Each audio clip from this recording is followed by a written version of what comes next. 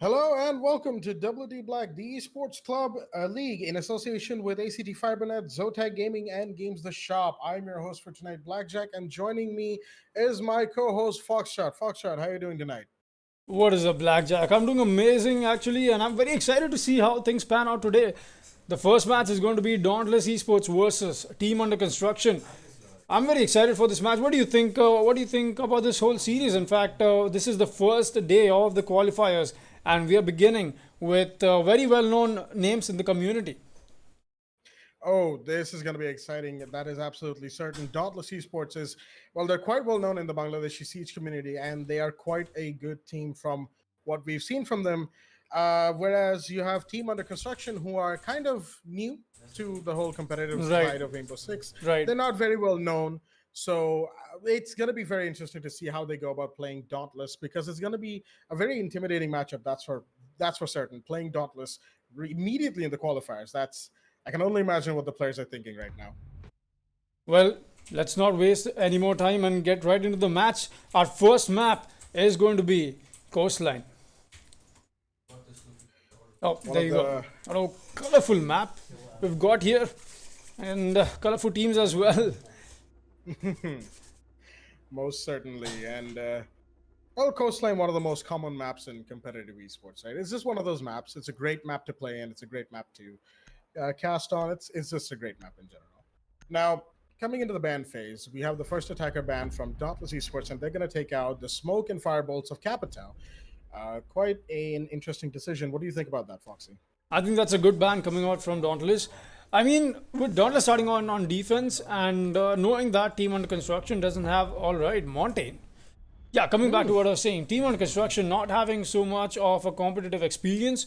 I was expecting Nautilus to come out with a nomad ban. I'll be very honest. I thought they would just want to, try new things, try to be aggressive, try to just win out on frags. But that won't be the case at the moment, as Mountain is going to be taken out of the board from the side of Team Construction. And the second ban on defense. Oh, there you go. Standard Echo ban coming up from TUC. A very interesting. TUC is playing in TEC. All right, I'm making dad jokes now. Please cut me off, Blackjack. I mean, understandable. We all make bad jokes every now and again. As the last defender ban is Mira, Echo and Mira. They're basically the ban duo at this point. Everybody bans. Always either an Echo or a Mira, if not both, in every single competitive pick and ban phase, Right. which is sad to see because they're great operators to play and they work very well with a lot of strats, almost all strats in Siege actually. But they're not in the game, so we're just gonna have to move on right into the pick phase. Right, we look at that roster. All right, as I speak about the roster, Oh, Kakarot is going to disconnect, sadly, due to some. I don't know what's wrong. Anyways, we'll let's just get back to the roster part here.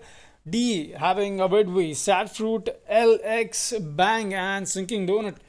A very interesting lineup coming out from the side of DE.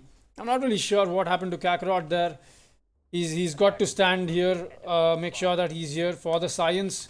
I mean, if anybody gets that reference, but looks like he won't be here for this team at the moment. Seeing a lovely lineup on the side of defense coming out from them. We've got the Smoke, the Maestro, the Jaeger, the Vamai, quite interestingly. And I'm so glad I'm getting to cast the first league of, since the Vamai has, been put into the Pro League. And we are seeing the first match start off with Wamai itself, and very interesting, very good to see. What's up, Wamai? And it's good to have you debut on this match. And speaking of debuts, Blackjack is also debuting in this league with his casting, and it's good to have you on board, Blackjack. And let's make this match sound amazing. oh, absolutely! It is very, very good to be on board as well, Foxy. This is kind of like one of those chances I've been waiting for a while, being in the lower areas of casting for some time, and now I'm here in this league. It feels amazing to be casting alongside you. Thank you, Blackjack. Feelings likewise. And speaking of which, let's just take a quick look at the attackers here. As we're seeing them stack up outside kitchen, I think the attackers at this point are trying to push towards Sunrise, but we see the smoke with the shield there. Lovely lineup, I would say. He's got the SMG, he's got the gas grenades as well. Also a shield to make sure his life is saved. He can take those fights with as much liberty as he wants to. But only time can tell how long he can stay alive over there. Now, the IQ is already inside of that little the entryway outside of Sunrise. As 2 drones are going to come in and maybe, I don't know what they're trying to do with this drone. Maybe they're trying to flush him out, scare him by saying that, oh, look, we're droning you out, we're going to take you out. And there's one outside of the door. Shots are being fired.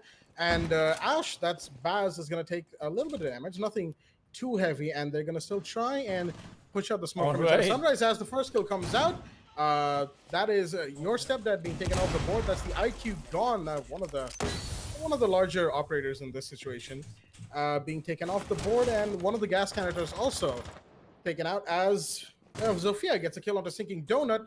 That is your maestro of the board. Right. Speaking of going off the board. Okay, alright, okay. The Goyo takes out the Ash, but a quick refrag does come in from Thatcher here, as he's going to take Goyo out. And I just have to mention how powerful the gun TCSG is. It's just an amazing weapon in the right hands, and Phenonymous is going to get a Claymore kill.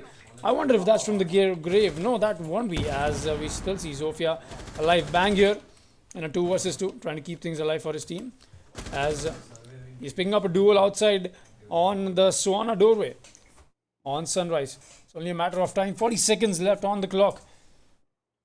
Attackers have to make sure they push. Now, we don't see any kind of vertical gameplay coming out from the side of attackers on a map like Coastline, and especially Kitchen will being the side.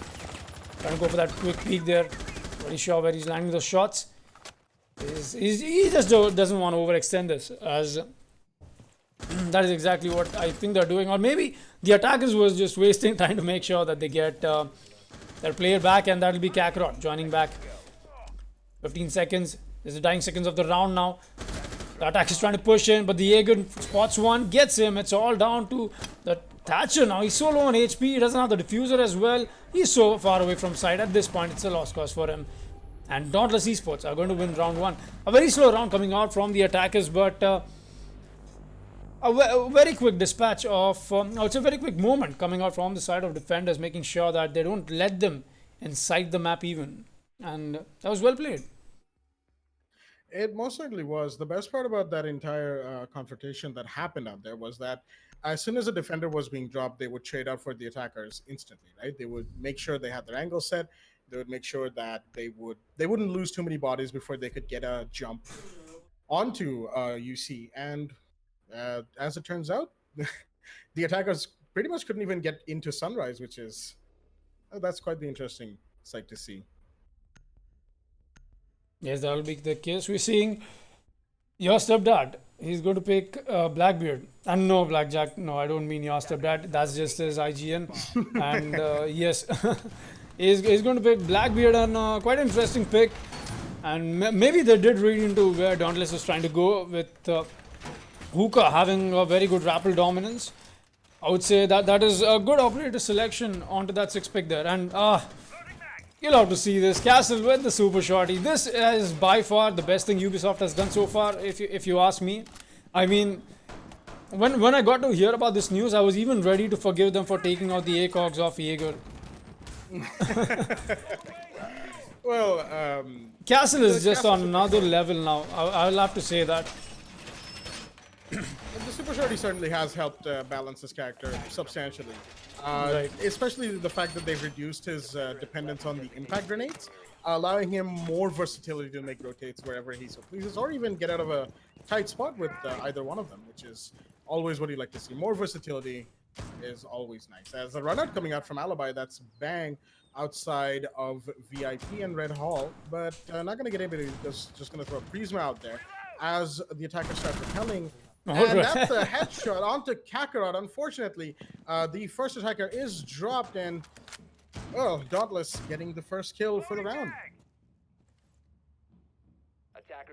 That's a good bait coming out from him, using the Alibi Prisma, obviously. Seeing the defenders pick up fights of their own, as the attackers are going to maneuver back onto the side of Hookah and going to get a free kill onto a Bedway. That will be the Zofia dispatching the Jaeger. They have lost the thermite though, so no breach onto that VIP wall coming up. But we still see the pink bar wall unreinforced, and that could be something Zofia could capitalize on, but she's just trying to find the head of the Doc now, but Doc just wants to white peak this. I really appreciate the courageous play coming out from the side of DE, and there you go, the boss G kill coming out onto Stepdad, and Sadfruit is going to drop one. That'll be a revolver kill. What is going on? He's actually run out of that big window and he's rotating back onto Sunrise. What is going on from the side of Dauntless Esports?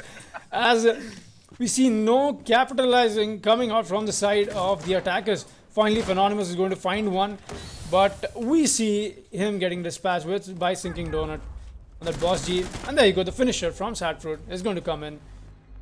And I'm not really sure what happened there. Everybody was just wanted to pick fights, and yet again, the match is over, or rather the round is over, before Team Under Construction could make their way inside the map.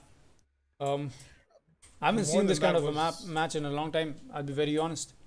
Oh, yes, most certainly. And more than that, the absolute craziness of Doc over there, like, first is white peeking the Zofia and Ruins, right?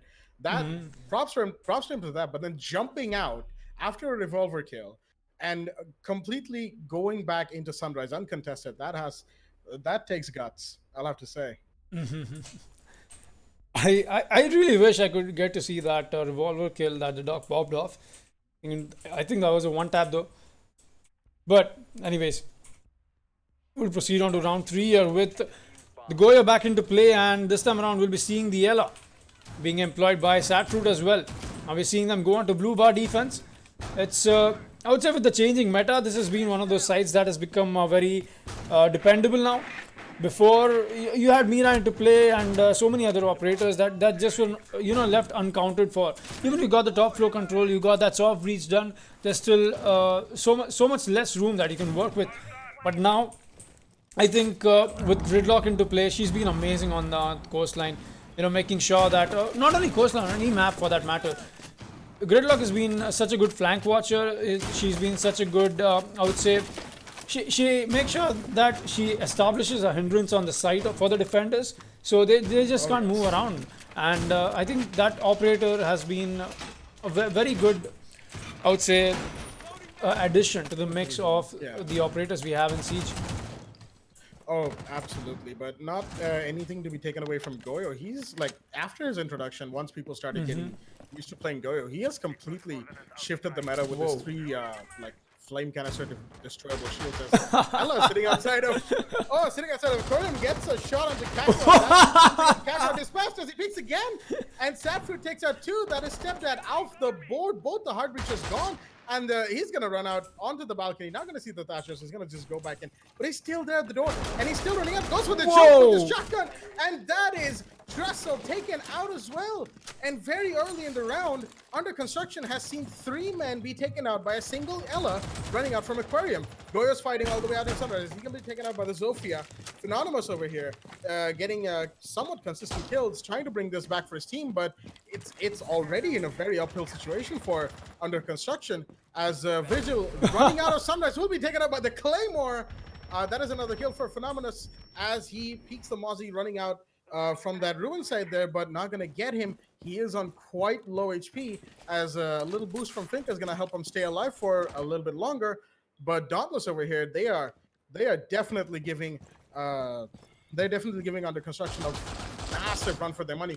More shots being fired out from the Sunrise bar window, and Ella peeks is going to see the Finka get some shots on as another boost is going to come out from the Finka. However, she gets down, and that is diffuser dropped by Mozzie Bang sitting inside of blue bar as Ella continuing to white peak the Zofia, who's still sitting in Ruins. The attackers still haven't managed to but get inside of the building. They're kind of stuck in Ruins with Baz just sort of down, and Mozzie going for the run-up will be taken out by Phenomenus. And 2v2, well, more like a 1v2, given that the Finka is currently bleeding out in a very precarious situation as Castle on top of Billiard's window. He's going to be watching for any mistakes made by the Zofia. Actually, Zofia has been down and does withstand. And, the withstand ability coming into good use, but Sadfruit deploying a barbed wire. Why is he deploying a barbed wire? What is even happening? Bang finally gets the bleed out kill onto the... Oh, and there goes Castle. getting the kill onto Phenomenus, and I believe that was a jumper or from this window, as Dauntless secure for themselves yet another round.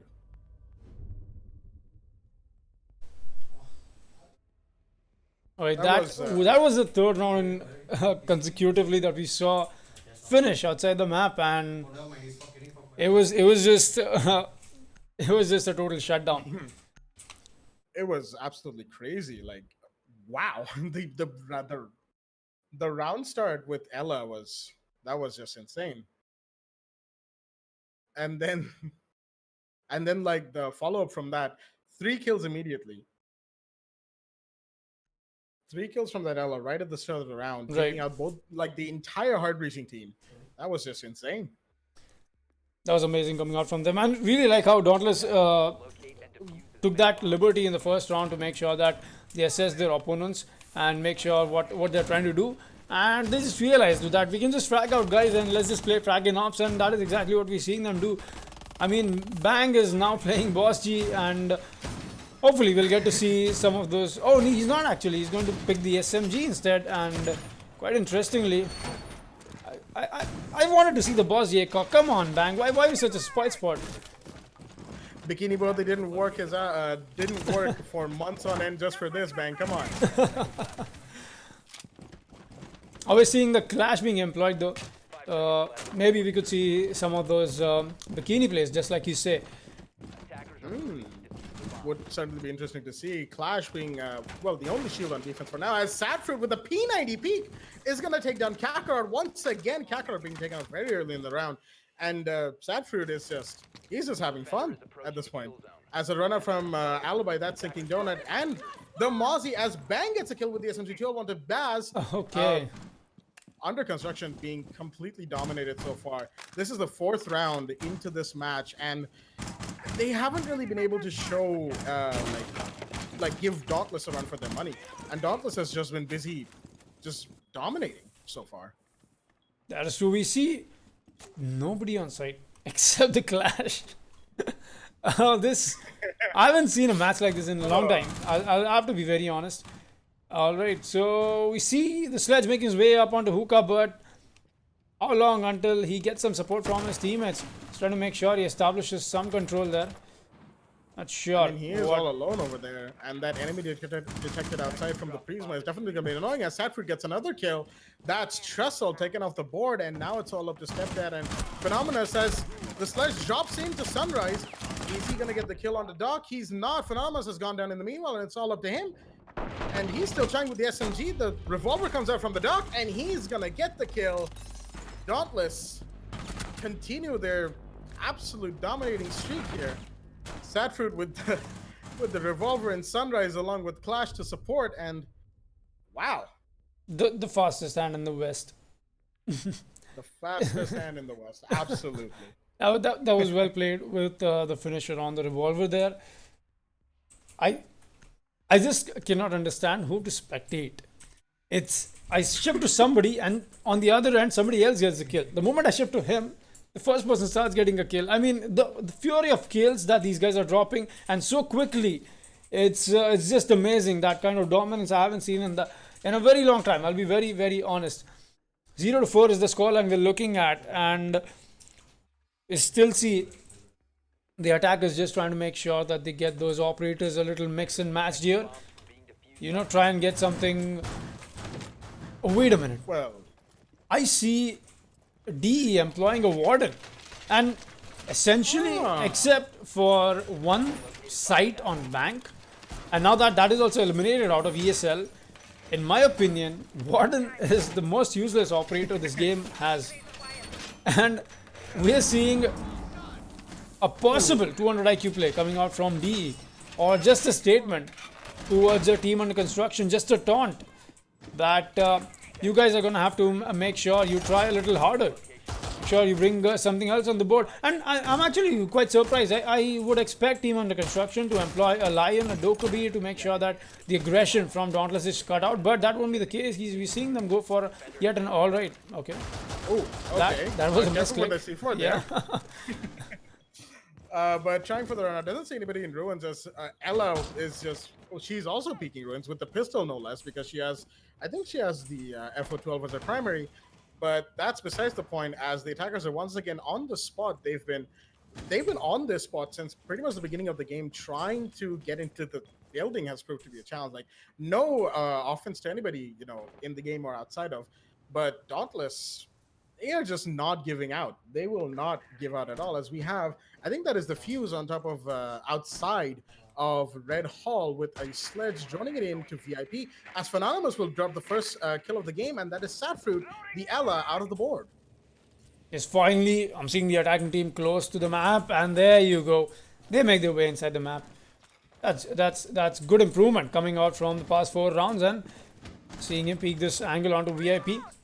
Could possibly get one kill off. Could be a freebie as well. Will that be the case? We're seeing a lot of aggression coming out from DE still. They're so focused onto the side of Hookah. And a triple sack coming out from them onto VIP, but it won't matter. Sinking Donut is going to drop that sledge as he's over-peaking on those black boxes. Blackbeard is going to be the one to take this fight. Very low on HP is that Frost. Will he win this fight? Gunfight is the question here. Tries to find his angle on that Rook, but cannot connect or fire the gun for that matter. Just going to go for that reload, and a quick deployment of a shield here, and alright, the Frost is just going to push them with the pistol, trying to land those quick peeks, but will get down. It's only a matter of time till she gets finished. It's a 4 versus 2 now, and Awardway is going to drop Sinking Donut. I think that was an intentional team kill coming out from him. Not really sure what Blackbeard is trying to find here, but Bang is going to find Kakarot on the other end, bringing things down to a 3v2 now. And finally, Bazirfly is going to get a Widway. It's a 1 versus 3 for Bang from the side of Dauntless Esports to clutch it out for his team on round 5. This could just be that little round where they could have a breather, but no, Bang is going to get 1 kill, and that'll be the second one for him this round. Blackbeard is to be dropped, so he can take those gunfights with a little more liberty now. Both these attackers on very low HP. Spots one. He gets the second also. That'll be the third for Bang on this round. A 1v1 against the Fuse. As the Fuse last saw onto VIP. I don't think the comms are being made. And he gets that kill. What a lovely quick headshot coming out from Fuse. Giving his team a breather for this one round. Alright guys. Let's try and get back in the game. And alright. What a flick coming out from Fuse there. A good finisher for team under construction. Finally. Well, it actually started from them being able to enter into VIP. They did lose a few bodies there by those black boxes, but that hold while they were being distracted from ruins by Phenonymous, the Zofia, definitely helped in stagger the defense. And ultimately, it did come down slightly to the operator wire because it was a 1v1 right at the end, but under construction coming out on top, winning their first round in this matchup. And hopefully it's the first of a few. They wouldn't want to go out completely in a bad fashion, as but the only time will tell how that goes.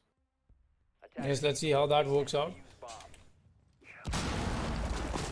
We're seeing... I would actually like to say that I think now we're seeing a really good lineup from the side of Dauntless. Or no, never mind. As I speak about it, Pulse is going to show me that he has a shotgun. Alright, but no, nevertheless, there's so much information being traded off, so I think that is what was lacking in that aggression. And they fixed that, and that's great. With the Valkyrie into play now, they're going to have a lot of information being traded off here and there, and make sure that they try and get those kills a little more early into the round.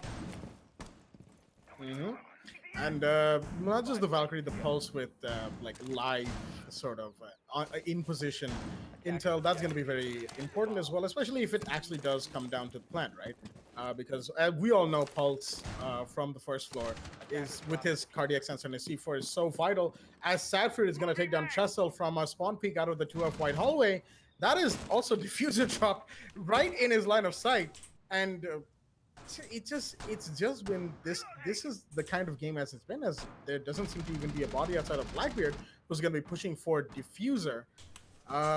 Once again, under construction find themselves in a bit of a pickle. He's got to get the diffuser, but there's a Vigil still there watching, and he knows that he's going to get shot and down. Is he going to be taken out? Well, that I don't know. I don't think Vigil has an outside on him being taken out. He's going to throw an impact. not gonna get the kill. But again, diffuser dropped, and he knows diffuser's been dropped there. At least I think he does. I'll be honest, I won't be surprised if the Vigil just runs out to get this one single kill. Oh, most certainly, I wouldn't be either. They like Dauntless has just been completely crazy in how aggressive they've been this entire match so far, and he's gonna rotate down.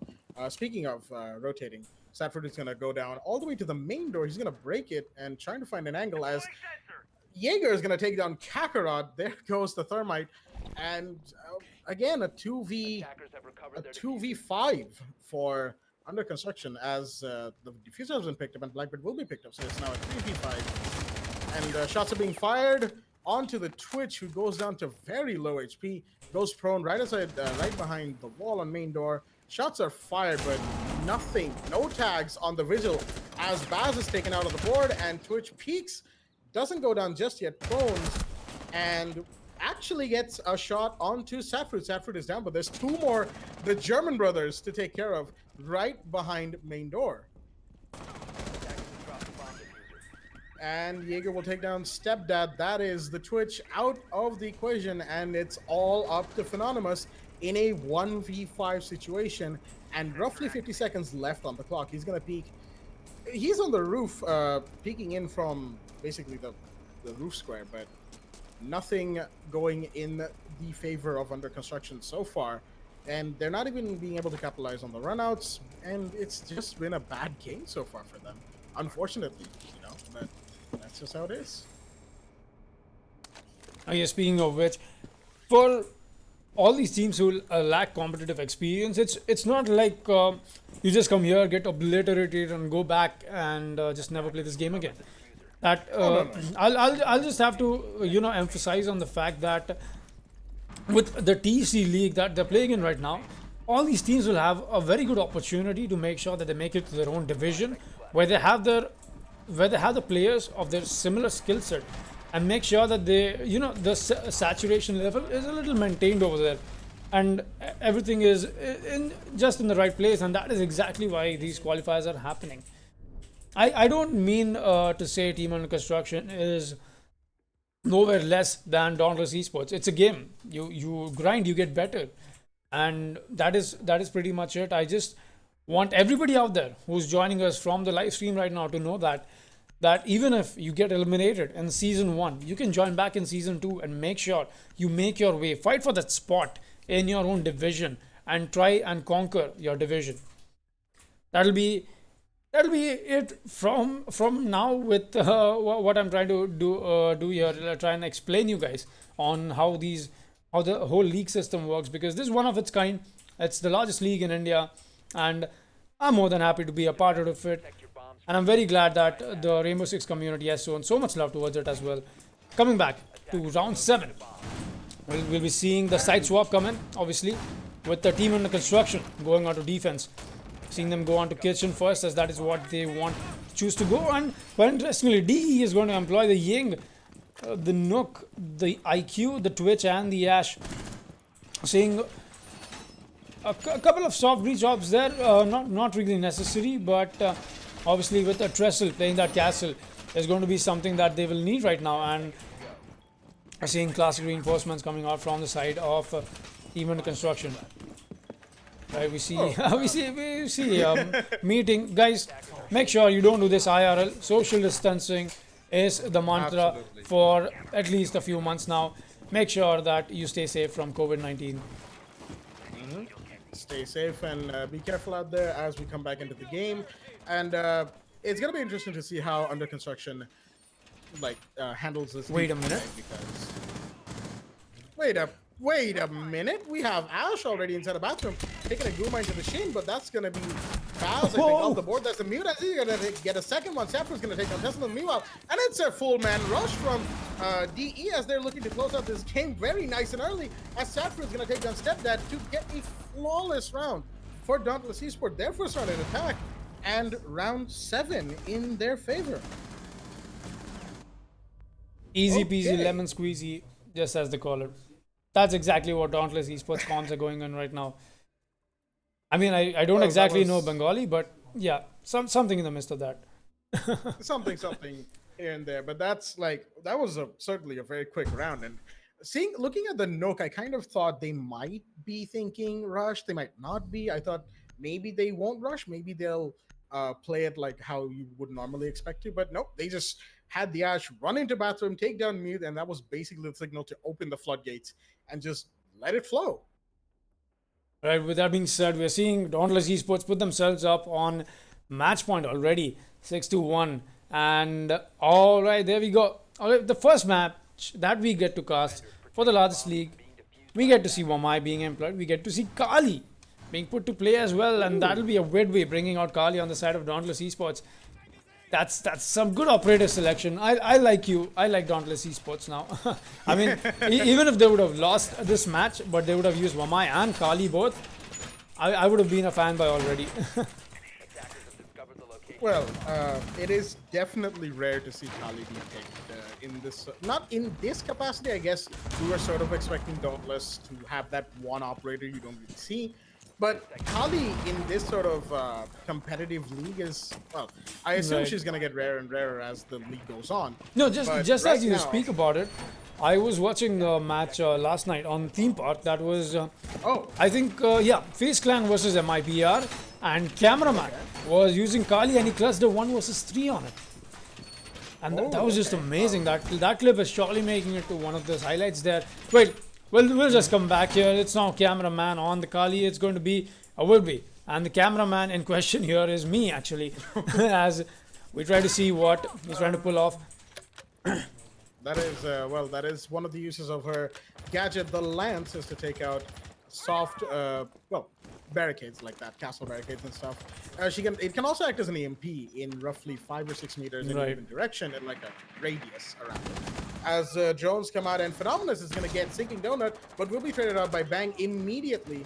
Shots are being fired from outside of Aquarium. Satru is going to take down Chussel. Bang is going to take down Baz, and once again, it looks like it's a rush as Satru is going to go for the plant. Kali is going to take down Kakarot, and it's a 1v4, all down to Step Dad. He downs one, but he's being completely done. Wow. Completely rushed, cornered inside of sight, and just gunned down by Sophia. I think at this point, Dauntless is just challenging us that let's see how fast you guys can cast. It's a rap challenge for you guys. And that is exactly how fast they got that round completed. And that'll be the end of the match for us. At the moment, 7-1 is the scoreline we are looking at. And quite interestingly, that is not something I was expecting, but that is exactly what we got to see anyways. We will be taking a quick break and we'll be back with the second match in just a while. That'll be Raven Esports versus GS Valors. Thank you, Blackjack, for joining me. Thank you, guys. Just hang in there. We'll be back in just a moment.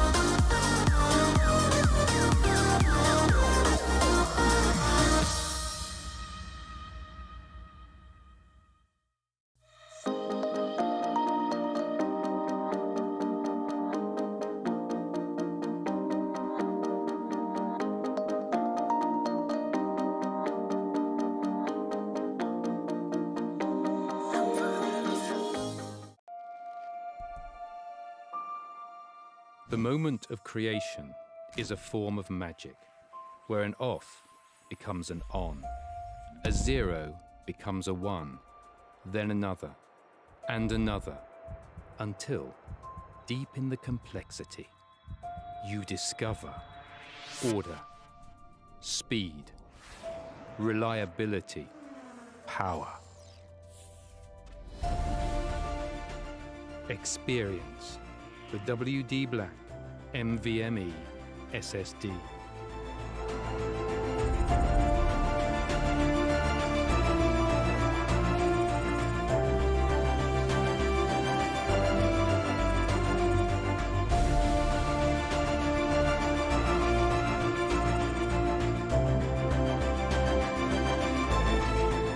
Fueled by darkness. Level up to NVMe SSD performance.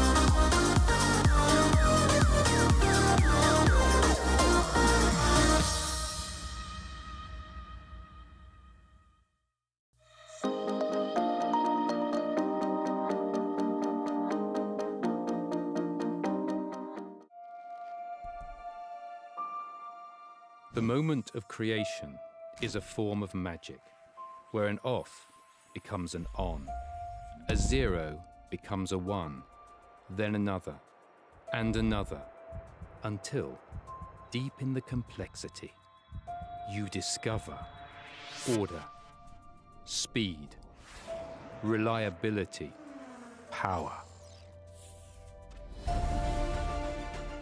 Experience the WD Black NVMe SSD.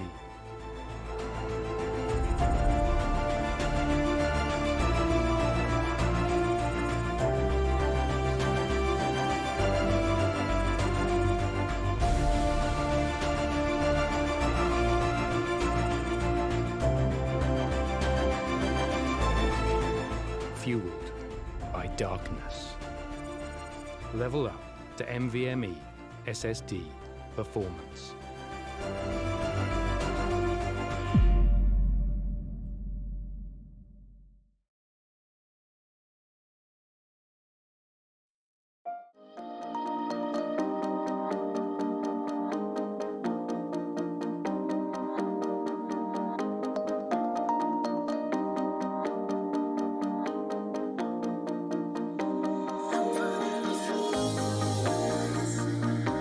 I wanna do anything for you.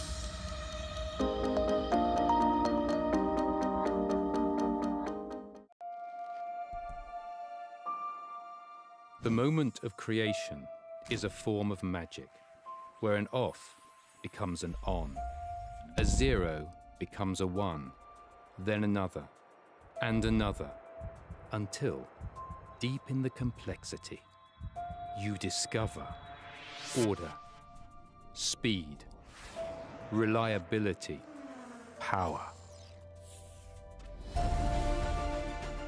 Experience the WD Black NVMe SSD.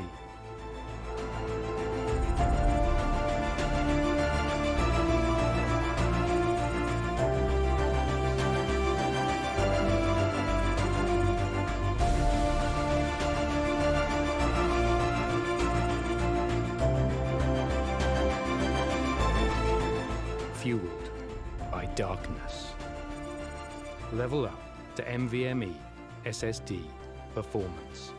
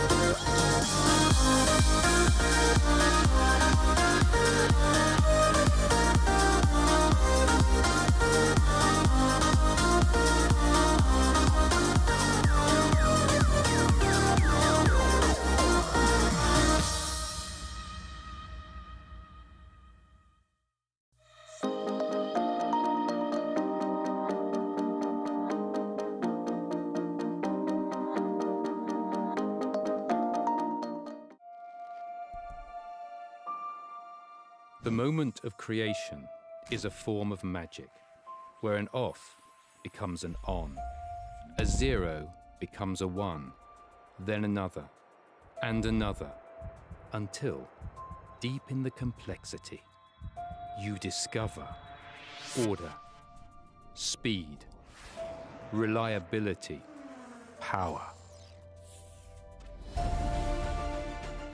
Experience the WD Black NVMe SSD.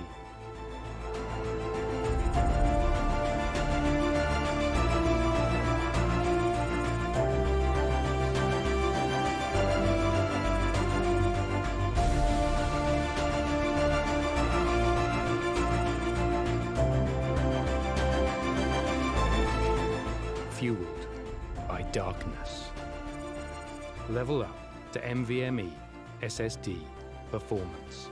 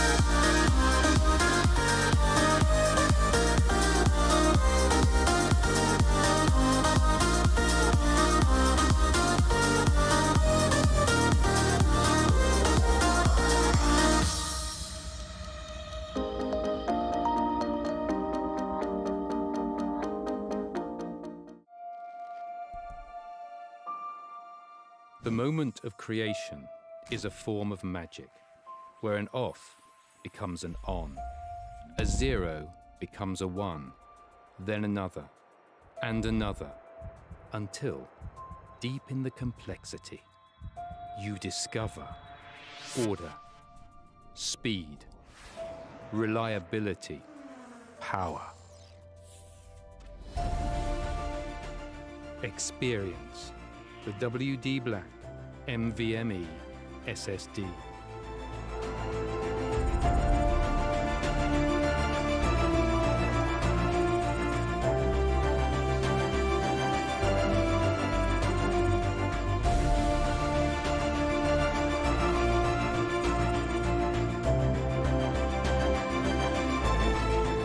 Fueled by darkness. Level up to NVMe SSD performance.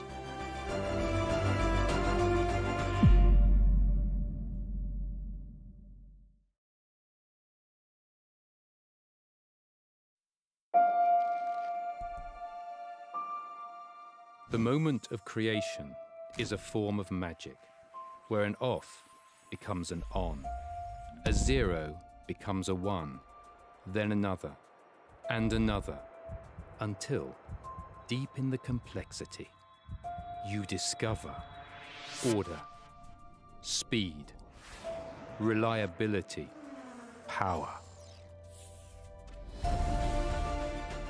Experience the WD Black NVMe SSD.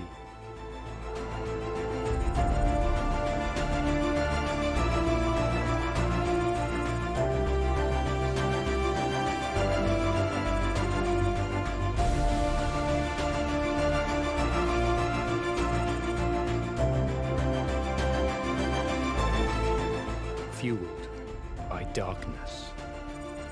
Level up to NVMe SSD performance.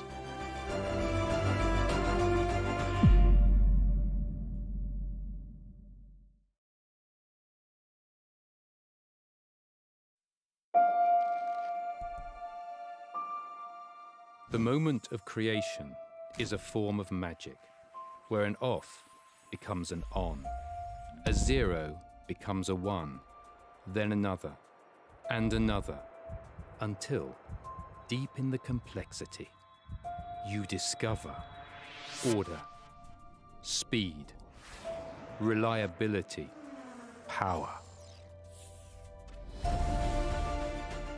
Experience the WD Black NVMe SSD.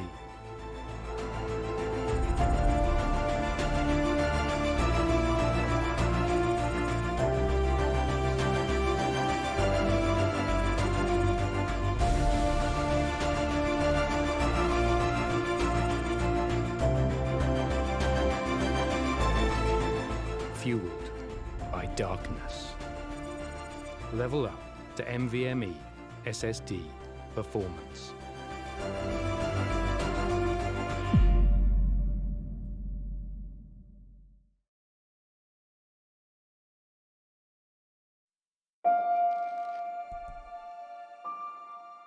The moment of creation is a form of magic, where an off becomes an on, a zero becomes a one, then another, and another, until, deep in the complexity, you discover order, speed, reliability, power. Experience the WD Black NVMe SSD.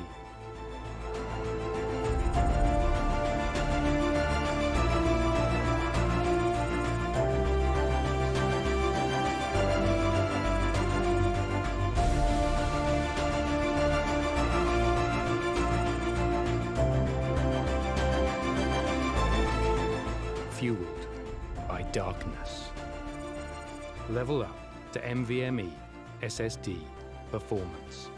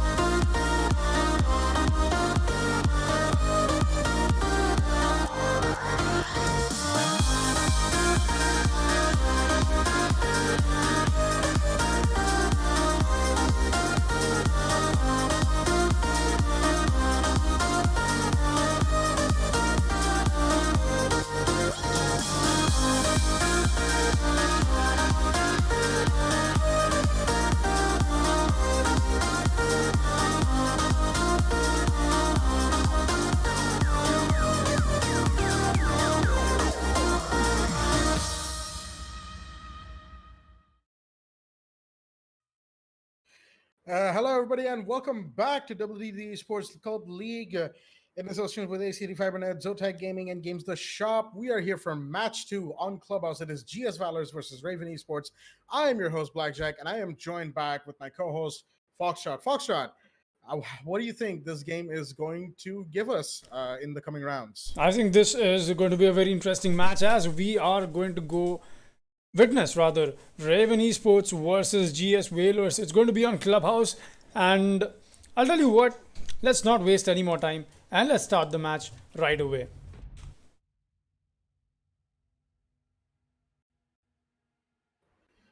Absolutely, and very interesting matchup coming towards us, Raven Esports versus GS Valors on Clubhouse. So, any predictions for this upcoming ban phase, Foxtrot? I think they are going to take Echo out for sure, but with the attack ban coming out first from Raven Esports, it's got to be something. Oh, there you go. Capita or Maverick is what I was going to go for. And looks like Capita is going to be the one to choose for the side of Raven Esports. GS Valors will be starting off on attack, and as we know how defender favored the site of Clubhouse is, and there we go. GS Valors just making things a little more tough for themselves. In fact, but that could just be a failsafe for them as they move to defense.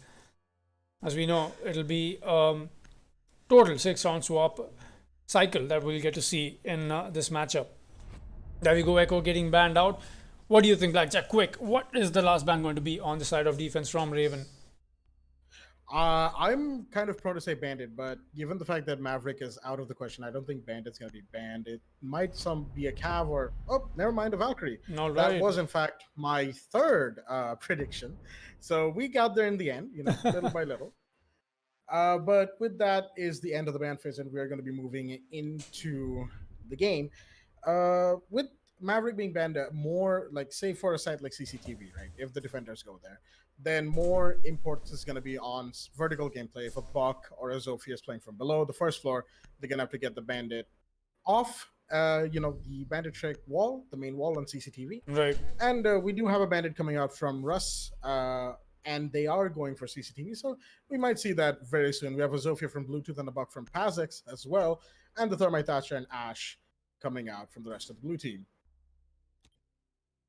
It's very interesting to see these names around, as I haven't really seen them, be that, I would say, prominent on the side of where we see competitive play goes in India. But I'm so glad I'm getting to see these now. So let's take a quick look at the roster so I don't miss out on any names there in between the match. Russ, Dadgum, Dank, One, Wardog, and Zuan are going to be the ones starting on defense, and that'll be the side of Raven Esports. Or on the side of GS Valors, we have a Halal Boy, we have Faxer, Ash the First, Pax, Bluetooth, and that is going to be the roster for GS Valors. Quite interesting roster. So GS Valors, if I'm not wrong, is a Bangladeshi team, while Raven Esports is an Indian roster. So this is going to be a very interesting match based on terms of skill saturation and how they like to approach maps, how they like to make those, sneaky plays, how to make sure that those strategies work in their favor. It looks like everybody will be spawning on the side of warehouse, as this is a total warehouse comment. Look at that. A good stack up on stock here. Quite interestingly, it looks like they want to go for that soft reach from down below. They have the Buck and the Ash in play. Obviously that utility coming to use. Just going to watch Blank now for this moment. It looks like they want to get that bandit trick, stop him from doing so. Being successful so far, as the bandit is going to fall back. He's going to loot off a lot of HP, but the Doc is here to juice him back up, and that is what is saving him so far. Sophia finally is going to connect on it, but the alright, the Mozzie is here to convert on 2 kills of his own. He cannot find the Buck. Will he do so? No, he doesn't. He doesn't hear those shots coming in. Could not raise his bullets back onto stock. Will get taken out. And suddenly we have just started the round. And almost on the 2-minute mark, we have a 3 versus 3 already in our hands. What a quick double kill coming out from both these teams here. A body back facing. Thermite wins that, loses rather, that gunfight against Wardog. That'll be Doc playing on those catwalk onto the side of Garage. He's got the garage control still established, and he's also dispatched the hard breacher. Obviously the hard breaching's been done, but still you could always use that one extra gun on your side. Absolutely, and a very explosive first minute into the match, as now it's a 3v2 in favor of the defenders. We have Dank one sitting just above the metal stairway, and Buck looking for some intel inside of sight. Gonna be interesting to see how much he can gain before everything goes down. This is going to be interesting, as Buck is going to have to white peek that. He knows there's somebody playing on the side of Catwalk. He's just going to walk into sight here. There's nobody peeking him from the metal stairs as well. This could just be the play that Buck needed. He's got to be very vigilant about his position here. Faxer is finally going to get War Dog. That'll be the garage control established by the attackers, but he gets hurt out, and a quick shotgun to the face of the Buck is going to dispatch him. It's all around to Faxer in a 1 versus 2 clutch now. He's not got the diffuser as well. It's still dropped on side. He could still go for that retrieval. 30 seconds on the clock. It's a Jaeger and a Mute. Both guns you don't want to fight on, especially not on close range. That shotgun we just saw, Buck be on the receiving end of it. Will the carbine claim the Thatcher's life? It does do a little bit of damage. He's going to maneuver back onto site here, trying to get close to that Mute. Doesn't notice him, and the shotgun to his face is going to get that double kill from the side of Dadgum, and Raven Esports win round 1. What a lovely execute coming out from the side of defense here. Absolutely, especially towards the end when it was down to that tense 2v2 situation. Dropping the diffuser inside of side, that was probably the most vital moment there, taking out the Buck with the shotgun. And after that, it was just very hard for that lone player to take it back and, you know, gain control of the round again. Yes, I really like how both these teams approached the site. They were very methodical. They knew exactly what they were trying to do, and it was just perfect. It worked out in the end. Absolutely. And, well, with that, the first round going in the favor of the defenders, giving sort of an idea of what we might or might not expect coming forward. But what I would like to talk about were that explosive first minute into the round, right? Right. That was very exciting to see, especially with the Mozzie flank going into the double kill, being traded out by Buck. It was, it was great. It was brilliant to see. Indeed, we'll see the defense. After winning the first side onto CC, they'll be falling back onto Church now, and I really like how this map has so many different ways now that you can defend the Church Arsenal room. And this side has been one of the most reliable, if not the most reliable sites rather, on this map out there. And looking at the lineup, I'm assuming that Raven Esports is not going to go for that roam play that we usually see other teams do. You know, try and use the maps, I would say, how it's spread out all over and all those long hallways that you can peek. But looks like they're just going to go for this turtle hold as we proceed on to round 2 here. Well, they're definitely looking to deny any sort of intel coming in and around site with the Mute. And they also have the pulse player to gain any sort of intel wherever he's going to be. So it's interesting to see how they're going to use that as... Thermite's going to open... Yeah, that was dirt, I believe. And they are going to the kitchen hatch, so...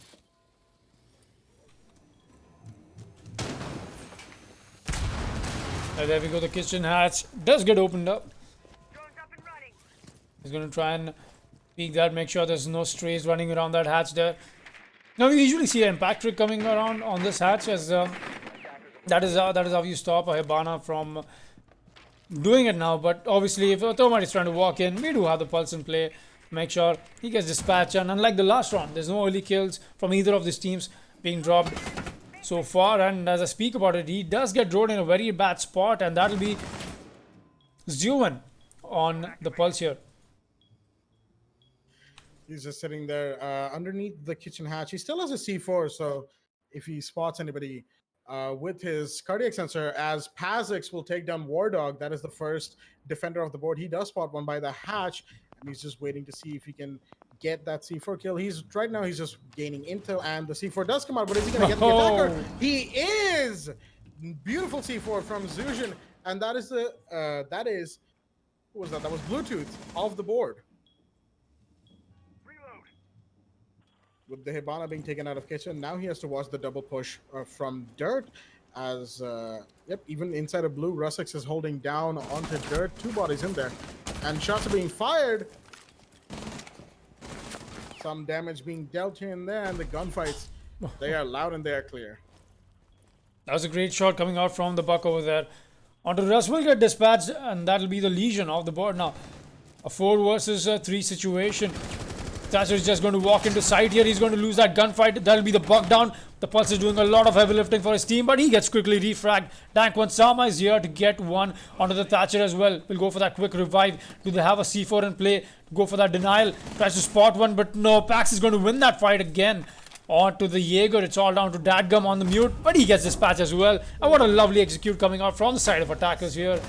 A great round for GS Valors as they answer back onto round 2 as Raven Esports try and defend Church and Arsenal. A great round all in all for the attacking team there. Oh, absolutely. Even with the 4 versus 4 after Kitchenette was open, it was very well executed, like drone and then gather intel. Once all the intel was gathered, it was a straight execute into sight. And in the end, the defenders were basically denied use of, the other C4 that they had, and just caught a little bit off guard, I would say.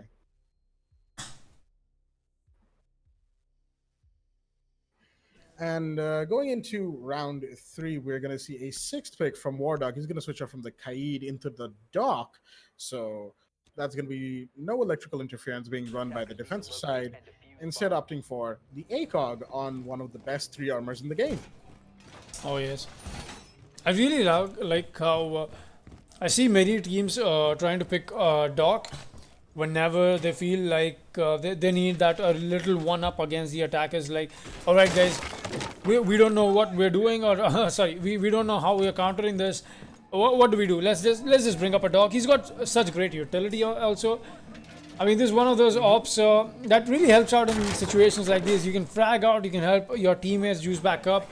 The roamers, you know, once they pick a few fights off site, they come back to site. You can just, here you go, you're all powered up, get back into the game. And I think Dog has been such an amazing operator, and he gets very little praise for that. More than that is just the fact that Doc will, even if he's sitting inside a site, like Doc can be used for roaming purposes as well. Right. As we've seen that meta rise over the years as more Doc players emerge out of the woodwork. But more than that, even if he's sitting inside a site, you can always rely on him to be there and give you that stim when you need it, so that you can go back out there onto the field, as you said. And overall, he's just a great operator. You know? One you want in your team. And Dakon Sama on a passive roam here. Going to stay in the launch. Not really sure if he's being spotted out by a drone here. This could be a potential spot where a drone work should come in. Trying to find those angles. Speaking of those long hallways, just as I speak about it, as I was saying, there's no roam, but look at that 3 stack in the freezer. Everybody's just literally chilling. To be ironic there. You see Halal Boy making his way down main stairs. He's got a drone to accompany him as well. The drone does spot the Jaeger. Maybe no, he actually doesn't. There's no marks being come out. It's a missed drone coming out from the side, and a great patience from Dank1. This could just be the round or the play of the round that he needs to pull off. He hears those Hibana pellets going off. He's going to go for this white peak. It's not something Hibana would be expecting. It's only a matter of time now.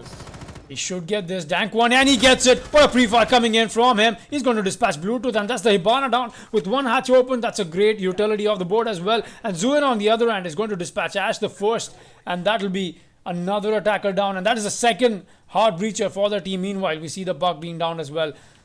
That's already 3 men down, and make that 4 as it's all down essentially to Halal Boy to clutch it out in a 1 versus 5 ace clutch situation for his team now. The IQ is going to have to do a lot of heavy lifting for his team at this moment. We see the Dog juicing himself back up. I'm not really aware that... I'm not really sure if Raven Esports is aware of the down that they have got, obviously because the point system are off in the Pro League settings. And see that quick revive coming in from him, making it a 2 versus 5 now. It's a Doc versus a Buck. A Doc that has healed himself back up to 90 HP while the Buck stands only on 20. He's got to be very vigilant. He'll get that kill. What a lovely flick. A rather shot coming on to the War Dog from the side of the Buck here. He's got trying to find that Legion. He watches that rotate. Doesn't want to overextend this peak. There's somebody watching his angle from the blue as well. He's going to get that kill anyway. What a lovely gunplay coming out from Buck here.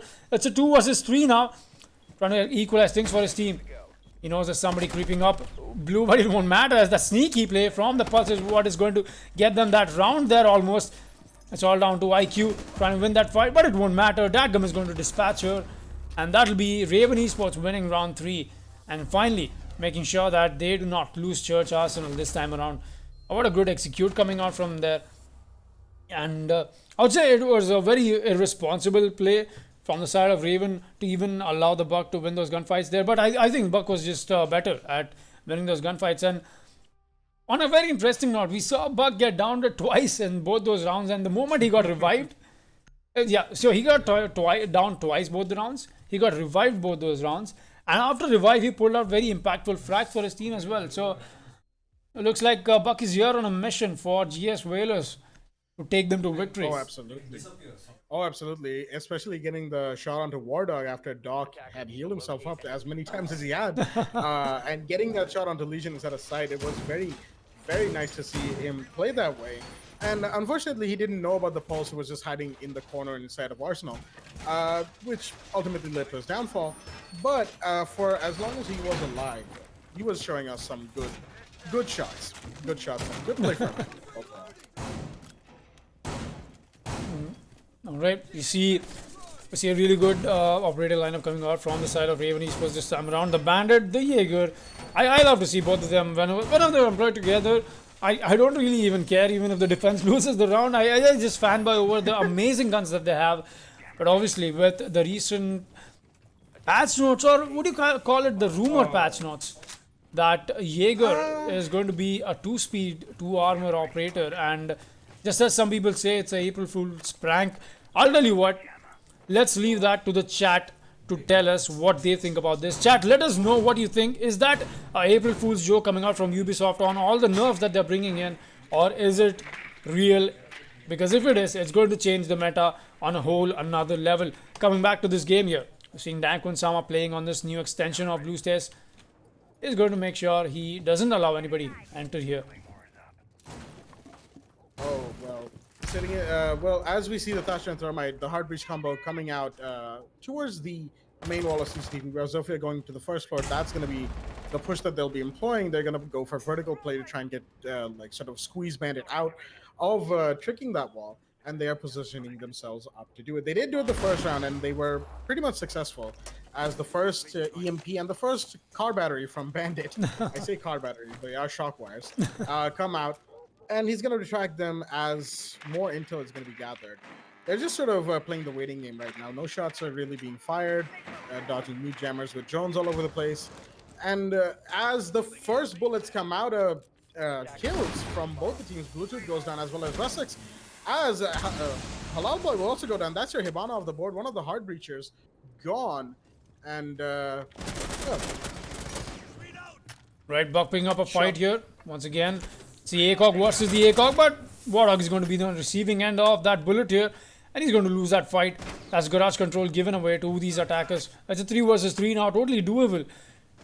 From the looks of it, for both these teams at this moment, that's not really an advantage that we're seeing either of these teams take, but obviously the attackers establishing so much map control, they surely stand in a tad bit of advantage over there. Buck making sure he's doing a lot of work. That's almost 5 different utilities that he's taken out so far. Frag does go out but doesn't connect. So obviously the Jaeger playing on the side of the metal stairs here. And we see Thermite actually going for this quick plant here. Ooh. This could just be the play that they want to make. Mute goes for that C4 but doesn't connect. Warthog has to make sure he gives that cover while the push is being made and the plant goes down. It's a 1 versus 3 now for the Mozzie as he tries to get 1 kill. That'll be onto the metal stairs now. Can he get the other 2 to cluster this out for his team? 30 seconds on the clock as the diffuser is planted and it's all in a post-plant situation. Could possibly go for that bait and diffuse and switch. Trying to find the player in garage. He's going to overpeak this. No information being traded off. He hears the Buck. He goes for that wall. Tries to get that kill and he will do so. That's a triple for him this round. He has to quad kill it. But it looks like he doesn't have much time left. It's only 3 more seconds for him to make this run. This is a 7-second diffuse timer. Tries to go for this overpeak, doesn't know where the defender is playing. He could have just have a long armed it. No, there was a reinforcement right there. He could have gone for this long arm as the first couldn't have. He would have taken a lot of time to come back up and push in. He could have heard that. But anyways, that was a good attempt from Mozzie. Losing that 1v1 is obviously sad to see. And a good attack round coming out from GS Valors as we see a very close fight from both these teams on a 2-2 scoreline. We proceed to round 5. Well, I was actually expecting Mozzie to like sit behind the reinforcement, try and bait out, even though he didn't have much time. At least try and get the thermite. But unfortunately, not going for that decision, over peeking out of the breach, and just it didn't really end up going in its favor. It was a good attempt, definitely a very good attempt, and a very valiant effort to bring the round back for his team. But as we can now see, the score has been equalized to a 2-2 going into round 5 as the defense moves back to CCTV and Cash. Attackers need to locate. That they was are- quite a round though. I really like the competition both these teams are throwing off at each other. Unlike the yes. first match that we saw, that was just complete domination, and this is going to be more close match is what I'm expecting from these teams here. It's definitely shaping up to be a very, very close game. And now I would like to just sort of speak about this a little bit. Is that they brought a Kaid. That's certainly interesting. The Raven Esports bringing the Kaid. They're not going to be looking for the bandit pick. I think they've realized that it's kind of not really a good idea to go for it, seeing as the bandit's always been pushed up from below. He's been Right. he's been stunned. A lot of things have happened to him, so I think the poor guy should be switched out, given a break, and let the more experienced electricity interference off run his course for a couple rounds. Yes. So I like to say this phrase when I'm playing with my team. When I ask them to switch Kaid over the Bandit, and they're like, no, dude, Bandit has a better gun. I'm going Bandit. I just be like, guys, the beard is not weird. And you just gotta play. You just gotta play the Kaid sometimes. And you just need to make sure you learn that gun, or rather learn how to use its utility, and that is exactly what we'll be seeing Russ do in just a moment. Thatcher EMP being expelled outside the main breach wall here. A very interesting note, we're seeing Hibana pellets being used all the way onto the side of the garage there. Look at that straight up breach that Hibana has created. Usually see teams expelling only one pellets and using the rest to possibly go try and breach construction, but looks like they want to make sure that they establish dominance over garage on a very rather on a good note there. Alright, Wardog is going to try and find Okay then. a kill there, but he's just going to tag the buck for the white. Oh, the peek comes in from Hibana. She's going to get tagged along as well. That's a good amount of damage that the Doc is putting in here. Even if he doesn't connect those shots, the nade does come in and it gets caught up by the ADS. Say that's not exactly the placement you're looking for. Tries to go for that pre-fire, but no, the Buck is going to win that fight instead. And as we speak about it, the breach comes in as well. So right now, with the breach being open and catwalk control being established, we still have Mozzie down in the basement who could potentially go for a flank. But right now, the garage, the first floor lounge, which is about to be contested by Mozzie, is very much in control of the attackers. Mozzie's sneaking up the garage stairs. He knows there's at least 2 bodies right outside for him that are for his taking. As Dadgum goes down, that is the mute being taken out inside of sight, and the drone will spot the Mozzie, who is now forced to retreat back and all the way into Arsenal. As Dank one is gonna take down. That'll be the one of the attackers, Zofia. that is- Alright, no, that'll be the one playing in the launch here. He knows there's somebody else, and that'll be the Zofia. He'll dispatch him. What a good headshot coming out from him while the plant is going down on side, and that'll be it. It's 2 versus 3 now on a retake yet again for Raven Esports. So Jaeger and the Mozzie left alive to clutch for their team. Mozzie trying to make his way up metal stairs here. He knows there's somebody outside the breach, but he does know that garage control has been given away, and so will his life be. As Juven gets dropped, but Dank1 is going to get one onto Ash the first. That's a good rappel kill coming out from him, and now Halal Boy and Pax are both solo on HP. The carbine does a lot of damage, but not this time. GS Valors are going to take round 5, and what a lovely execute from the side of the attacking team here. Perfectly knowing when to be at what time, making sure they get those plants in, playing post plant. A good round for the attacking team, I would say. Absolutely, and more than that was their complete establishment of control in garage and in the first floor. Right. Even when they had first floor control, they didn't stop droning it out to make sure that their flanks were clear, and they did find the Mozzie, who was then forced to push back all the way from Arsenal and try and find a different angle, which ended up being completely conducive for the attackers, allowing them to go in. And while first floor control was still forfeited to Jaeger towards the end there, the plant was safely taken out. And in that retake situation, as we've seen GS do so far, they have managed to pull, they managed to do it quite well, holding down like post plant. That'll be the case as we go on to round 6, and that'll be the last round before we witness the side swap coming in. Wardog running the Legion this time around, and we actually don't see any other denial except the mute being brought to the table. And at this point, Raven Esports is just like, let them get the wall breached. Let's see what happens after that. 10 seconds remaining. They do have the Legion, which is gonna be great Right. for the late game pushes. He just needs to stay alive all the way till that situation, and once he does, he will be one of the more powerful operators playing in the game, given the fact that he gets more of his goo mines as time goes on.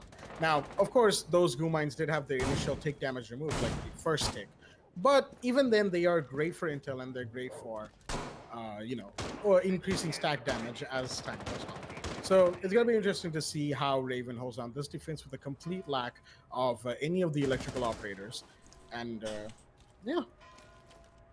This is something I'm seeing for the first time. In fact, we see a tunnel breach come out to make sure there's nobody playing onto deep blue there. Just because we saw Mozzie establishing his dominance there and making sure that they don't get that give that launch control away, rather despite this site being CCTV, and that is good. I mean, as both these teams are adapting to each other, and that is just great play that we're seeing each other make. Absolutely, this sort of adapting to each other's how like the other team plays, how your enemies are playing. This is sort of like what competitive Siege is based off of. You can have your strats, you can have your set holds and your pushes and your retakes and all of that. Right. But if you don't know how to adapt, like this is something I would say is that if you don't know how to adapt to your enemy strategies and how they're playing, especially within a match, like as it's ongoing, then competitive Siege might not work out, especially match after match, because you're being repetitive, you're being predictable. And being predictable is arguably one of the worst things you could do in Rainbow Six in general, especially in competitive. Attackers have located a bomb. That's true. This also ever-changing game. You see, every 3 months there's a new meta coming up, and even if that's not the case, there's always Coconut Bra exploiting all these metas. I mean, come on, Coconut. Oh, yes. Stop making those videos. And all right, Pax and Ash are going to start things off as the scoreboard comes alive for the side of the attacking team here. 2 defenders dispatched. That'll be the Doc and the Legion already out of the board. They've made their way onto construction here. Meanwhile, the main breach has been opened as well. The push could come in potentially from Faxer any moment now. Thatcher waiting oh so patiently. He's trying to judge where that last defender is. Not really sure if he notices that his body is still visible. Alright, he's just going to maneuver back. Mozzie, Jaeger and Mute are going to be the saving grace for Raven Esports at this moment. The ADS does get caught out. Trying to go for that Shots breach are yet fired. again. Yes.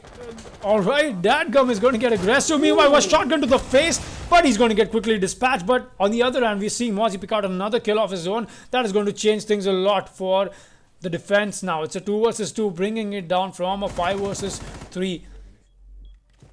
10 seconds left on the Last few seconds board. are coming in for the round.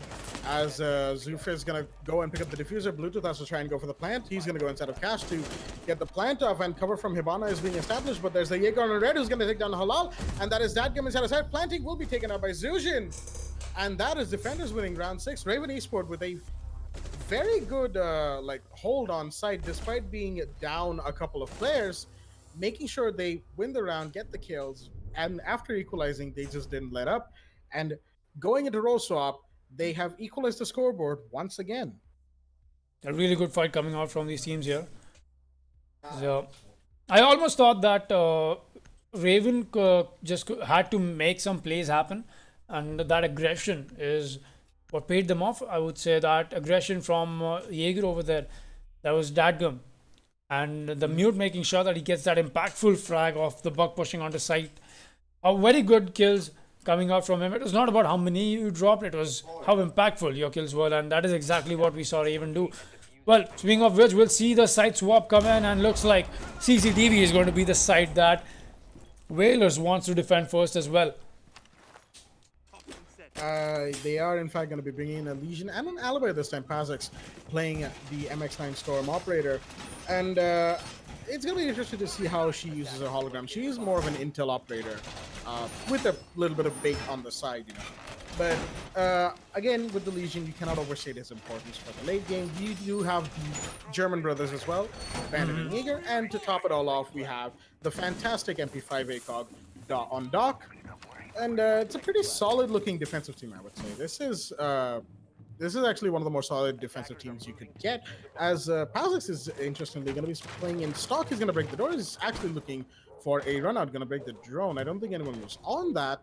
So now, and he does go for it. He goes for the run out, and that is Zofia of the board. War Dog being caught unawares as Pazix gets a kill. And a very impactful kill, as without the Zofia, it's all left up to Razix for any sort of vertical play to be established. And Pazix is still down here in garage storage, right? He can still impact any sort of vertical play being made, potentially by Buck, as more shots are fired and some damage is taken by the Legion. Faxer goes down to roughly around 40 HP, and the round moves on. You see Halal Boy yet again. The Jaeger. He's going to be on that flank role, as I like to call it. That'll be lurker, as he's just making sure that there's no strays of these attackers trying to come off from angles that you would not be expecting, rather, and make sure that the launch control is not given, just like we saw Raven Esports pull out something similar with a similar set of ops. So he gets spotted out by the drone. Calls are being made. He wants to white peak this and win that gunfight, but he's getting that pre-fire down, not connecting any. That'll be the Buck. It's a lot of reconstruction coming out on that wall onto bar here. He does get that kill anyway. He's trying to go for that sprint, but gets a quick refrag from the Thatcher, and that'll be Zuin dispatching one. But the refrag comes in from Valors as well, and that'll be Pax dispatching Zuin. He gets juiced right back up, just as we speak about it. Faxer though, still low on HP, and there you go. The Doc is here to save the day as he juices his other teammate back up to speed yet again. It's a 4 versus 2 now, as things have really quickly spiraled down for Raven Esports. No breaches done so far. They haven't been able to get a breach off yet, and unfortunately, without any of their support, it's all up to the two hard breachers, Hibana and Thermite, to gain as much intel as they can and win. They're in a very precarious 4v2 situation with just about 52 seconds left on the clock. And as they drone construction, I can't help but wonder whether or not Raven will be able to bring this back. They most certainly will be able to, that is. If they most certainly can. That's what I tried to say there. As Thermite trying to go for a breach on the construction small wall, and he's gonna put down his brimstone. And Bandit is both Bandit and Legion, everybody on defense is gonna hear that he takes 3 goo mines and trades with Ash the first. That's the Bandit off the board, but Thermite with him out of the way, and 20 seconds left in the round. Hibana's gonna get a kill. Dank one takes down Pazix, and he is now in a 1v2 with construction wall wide open. He's gonna peek, take out an ADS, and peeks into CCTV, sees nobody. There's the Legion inside of Red. He's gonna peek. Red, take the Legion down. Yes, that is a down. He's gonna confirm the kill, and now it's all on the Doc. He has to push him really hard. 1 second left in the round, and will be taken out as he's pushing. And the prone Doc, Bluetooth, sitting with that ACOG, sitting pretty right by the bomb, will manage to secure the kill and give Valors the defensive round. That did come down to that 1v1 there. I was not expecting that to happen. A good convert, or rather a last minute execute from the side of Raven Esports, despite losing the man count in the beginning of the round there. Absolutely, and with that beautiful run out from Alibi, immediately catching Zofia unawares and bodies being traded in the vertical plate, the fact that it went as far down the wire as it did was most certainly surprising, but it's really interesting to see, as like you said, both of these teams have adapted. They have changed their shots according to how the enemy team is playing. Both Raven and Valors, they made some modifications here and there, you can tell. And the Smashers most certainly is one of the most interesting matches I have seen in competitive Siege lately, that is. Now, coming back into the game itself, we have Valors opting to go down to Church after the victory onto CCTV. Church being, of course, pretty much tied for popular sites when it comes to this map. And with the Pulse, they're going to be holding down Kitchen, Hatch, or, well, any particular area, but he's most Pulse players he's tend to hold down kitchen hats. So what do you think? Is he going to be holding down kitchen hats, or is he going to go above and try to play from top floor? I think we're going to see a repetition of what we saw Raven do on the defensive side. Pulse being that operator, trading off a lot of information from the site. And they've got C4s being employed here. Look at Pax, look at Ash. That's 3 C4s on the side of defense. And I think that's a lot of utility that they can work with and have a good turtle hold. They don't necessarily need a roamer here, but looks like Halal is going to disagree with me as he makes his way onto Strip Club. Possibly get droned out here. Looks like he does. Here's that Buck making his way onto site. He's going to fall back for the moment. We saw him get, we saw a lovely flank coming out from the Jaeger previously. Will Halal be the same person to get that repeat telecast of the same thing that we saw happen? Because he's in the exact same spot that we saw the Jaeger pull off that lovely kill onto Hibana until he got shut down. He's going to stay here. A thorough drone work coming in from the side of Raven Esports. The kitchen hatch has been breached. That is going to not allow the Pulse be, the liberty just got taken away from Pulse, and now he's got to make sure that he's not overextending his peaks. He's making sure that cardiac sensor is being used in the right way. He could still toss a C4 out here. He could still get that Hibana through those railings. Pretty sure what he's going to wait this one out, and there you go. He misses his mark onto the Zofia there as she gets free real estate onto site here.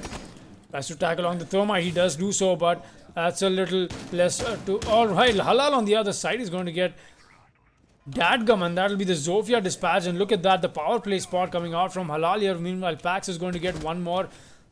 They've got to hunt this Jaeger down, or this could just be the... this could just be the mistake that Raven Esports could not convert on. Halal playing in a really tricky spot here. Zoing on the other end is going to get Bluetooth. I think that's got to be on site, or maybe that's just the Pulse dispatch. So no one of the C4 plays rather. We didn't see any C4s being blown off, obviously, with the sound cues so far, and utility is still in their pockets, possibly saving for a late round, but looks like that won't be the case as Pax is going to get dispatched as well. It's all down to that Bandit with a C4 as Zuan is going to get dispatched with a quick refrag coming in from Factor as we see the attackers make their way onto site here. We still see that one lurker from the side of Jaeger staying alive. On top, hold on, plant is going down on site already, and there you go. The plant, now it's a post-plant situation in a 3 versus 1. It's all down to Dank1 Sama. He's going to get one, but will it matter? He's got to win this gunfight. He wins it. That's a down onto the Bandit. He doesn't need to drop. He just has to watch the diffuser. The diffuser is coming in from the Legion, but that'll be the bait. It's a 1v1 for Dank1 versus Faxer. Faxer so low on HP. Meanwhile, Dank is going to stay on 80. He wants to wait this one out. He wants to make sure that he doesn't overextend his peak. He hears that possible rotation coming out from Legion. It's onto the hallway here. Legion's got to peek every single angle. Hibana does here. Emmanuel dispatch him. What a lovely clutch coming out from Dank1 in a 1 versus 3 from the Hibana. A good round from the attacking team here. It did come down to Hibana in the end, but she proved her worth and keeping things alive as... I guess that was the equalizer, wasn't that? Oh, there we go. Yes, that was. Yes, it was. The 4-4 scoreline is what we're looking at on round 9. Wow, this match is really getting exciting now. It most certainly is. Up 4-4, and we still don't know who's going to take the lead. Like, every time one team takes the lead, it's like, nope, we're back. And then they take the lead, and like, nope, we're back. It's a game of comebacks at this point. And the last 2 rounds especially have been really, really down the wire. Like coming down to the 1v1s, post-plant situations, last seconds like of the clock. It's been an exciting game to watch and cast as the defending team is going to go back to basement. So, well, they did lose that round, unfortunately, so they will have basement open to them. They're going to go back there with a mute this time to deny attacker Jones, and we have a bandit. All right, bandit, Kaid, the other German brother Jaeger, and to top it off, the Legion with his goo mines. Right. 10 seconds left. It's a good lineup coming out from the side of attack as well. I really like how everybody's employing the double hard breach, and I think that is how Clubhouse meta has changed over the time now.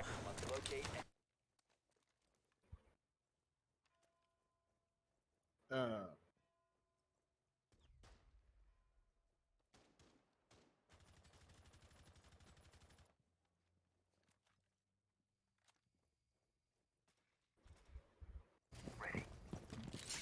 no, I can't. It's a little. Hold on. Oh,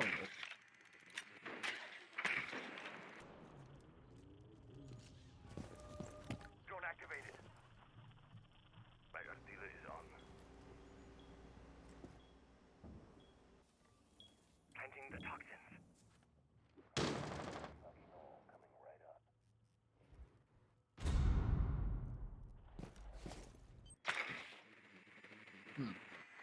So, coming back into the game, we have like a very, very thorough roam clear coming out from Raven as they are trying to make sure they don't get peeked from any awkward angles or flanked just yet, or this early in the round, so to speak. And the kitchen hatch is being opened as the EMP goes out, and Hibana will be opening the kitchen hatch as expected. But we do have the mute Halal sitting on central stairs. He's just waiting for somebody to peek him, as Buck is right there, a couple flights above him, droning it out. And he obviously knows there's going to be somebody inside the kitchen. But as to whether or not that pans out in anyone's favor is left to be seen. A C4 does go out, but doesn't catch anybody just yet. Attackers have More shots are being fired as Bluetooth will take down Zujin, and he's going to be traded out by Dadgum, and instantly, again, equalizing the body count. But Dadgum has taken a few hits, which will put him at a slight disadvantage. Oh, However, the mute sitting on central stairs. Oh no, he's going to get peeked and taken out by the Thermite. War Dog on with a good shot, but will be traded out again by Pazix, and that is the diffuser drop on main stairs, right in Kai's line of sight. diffuser. That missed shot of from the explosive. shotgun there, Halal. You hate to see that, you know. I almost thought he got the thermite there, but thermite just got the better of him, and that is what has put the defense back on one less man on the side now, as they've got to pay the turtle hold now. 30 seconds left on the clock as things are getting intense on both these sides. The defenders have to make sure that they deny these attackers onto side. We saw GS Valors, or rather Raven Esports rather, pull out such a sneaky plant in the last round around, and they even managed to pull out that 1v3 as well. So you don't want to give any liberty to these attackers here, and that is exactly what we're seeing these defenders do. Hibana and Zofia making their way into tunnel here, tries to walk in, but that's a death trap from the bandit's gun. That's an MP7 dispatching the head of Dank 1. The C4 comes in, and what a finisher, a very explosive finish from Ash the first on the side of GS Valors. Lovely play from the bandit here. Absolutely not letting the attackers push in from dirt. The two-man stack, actually, I think that was a three-man stack in dirt, not really working out for the attacking team there. And, well, that C4 certainly blew things out of proportion. I'm sorry about that. Okay, I'm sorry about that. But, well, they are going to take No, the lead trust now. me, Blackjack, blowing jokes can get a lot worse. I know. All right. So coming back to the game here, 5-4 is the scoreline, round 10, and just like we said, Clubhouse has been that map where most of these teams have, since it's not a recent addition, and it's not like the meta has changed on the side of how you approach this and the operators. We saw SSG strats being employed by many teams now in and around the community as the mute Mozzie combo comes in, the castle being employed so many times. But what I really like about this match that is going on right now is we are not seeing extravaganza of strats being employed on the table, but we are seeing exactly a good example of what teamwork is supposed to be, because the moment a frag drops, we get a refrag in, and you love to see that. That's because you're communicating to your teammates you're in the right spots that you have to be in. But obviously then again there's unfortunate timings where you just cannot convert on some things, and that is exactly what we saw happen in the last round. Absolutely.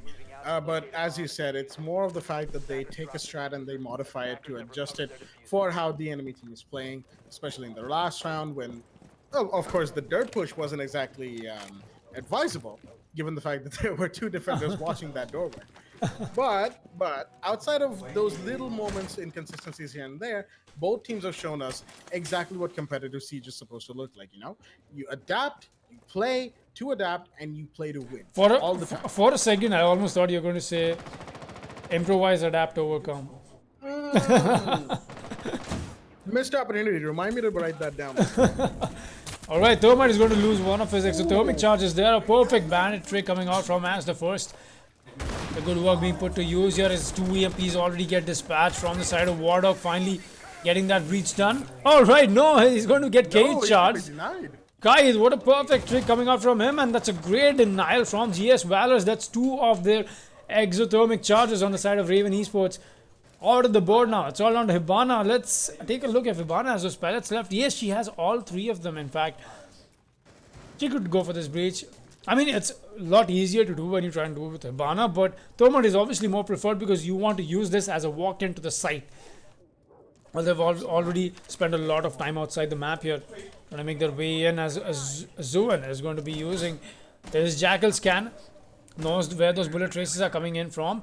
Doesn't notice him and will loses that gunfight. What a peek coming out from a Lalboy there. It's a great trade actually. Wait a minute. Both of these players exactly trace their heads and pop them right off. It's a great play from both of them, but the garage control has been retaken. I'm not really sure if he knows that, and he doesn't, and will pay for his mistake there, as Wardog is going to get that quick refrag right back. And just as I speak about it, it's been a game of refrags again and again and again, and that is exactly what we're seeing them do. Dankman is going to get onto Bluetooth, and now it's all down left to Faxer on that Legion and a 1 versus 3 clutch. We saw Raven Esports pull out 1 versus 3. Could this be the case where we see GS Valors pull out another? A lot of time to work with for the attackers. The push is coming in from the side of Garage here. He's looking at the right angle. If I'll be very honest, that's the one window you would like to look at, but there's another rotation on the side of Garage, and that is something he did not notice. Plant is going down from the side of Thermite. He's got to rush this one now. It's a post-plant situation, and the clock is ticking. He tries to get one and pops the head off of that Thermite. That'll be rush dispatch from Faxer. The man is on a mission here. Tries to find the Hibana, doesn't know if he slows or not. Tries to find that kill, but no, he loses that fight against the Hibana. And Raven Esports are going to win round 10. A good execute in a post-plan situation there from the side of Raven Esports. Good patience being put to use. Look at that breach there. All right. That was quite the slim breach, unfortunately. Not working out in Hibana's favor, but you know they managed to circumvent that little issue that they had, going from Garage, get the plant out, get the kill, secure the victory, and once again equalized to 5-5, and we still don't know. There's still no clear victor in this sort of situation because both teams, as you said, keep refragging, keep trading out, they just won't stop. They're like, okay, we lost this round, we're gonna win this. And of course, I'm being a little repetitive with what I'm saying here, but you know that is exactly what's happening on my screen. Attackers need to locate and defeat. But that is well. With that being said, we are gonna come back to CCTV on the side of Valors, and they have a Kaiden Bandit yet again. They were, well, both of them were actually they did very well to stop the Thermite from breaching, and then they did cause a few problems for all the hard breachers, and then with their guns, they had a few shots in and out of sight. They mostly did their job very well, and that has been something Valors and Ravens can pride themselves on, that they have used and expended all of their utility to the best of their ability, 5 seconds left. and that has been a treat to watch. That is true. They've been making sure that they use all that utility in the right ways, making sure that you only pick fights with the guns that you have to. We saw, I would say, a very wise decision making from both these teams, and you'd love to see that. And just like I said, I haven't heard these names around in the community much before. Raven Esports, GS Valors, but now I have a very good respect developed from them after this match here, in fact. Yes. There we go, that stack coming in yet again on the CC balcony here.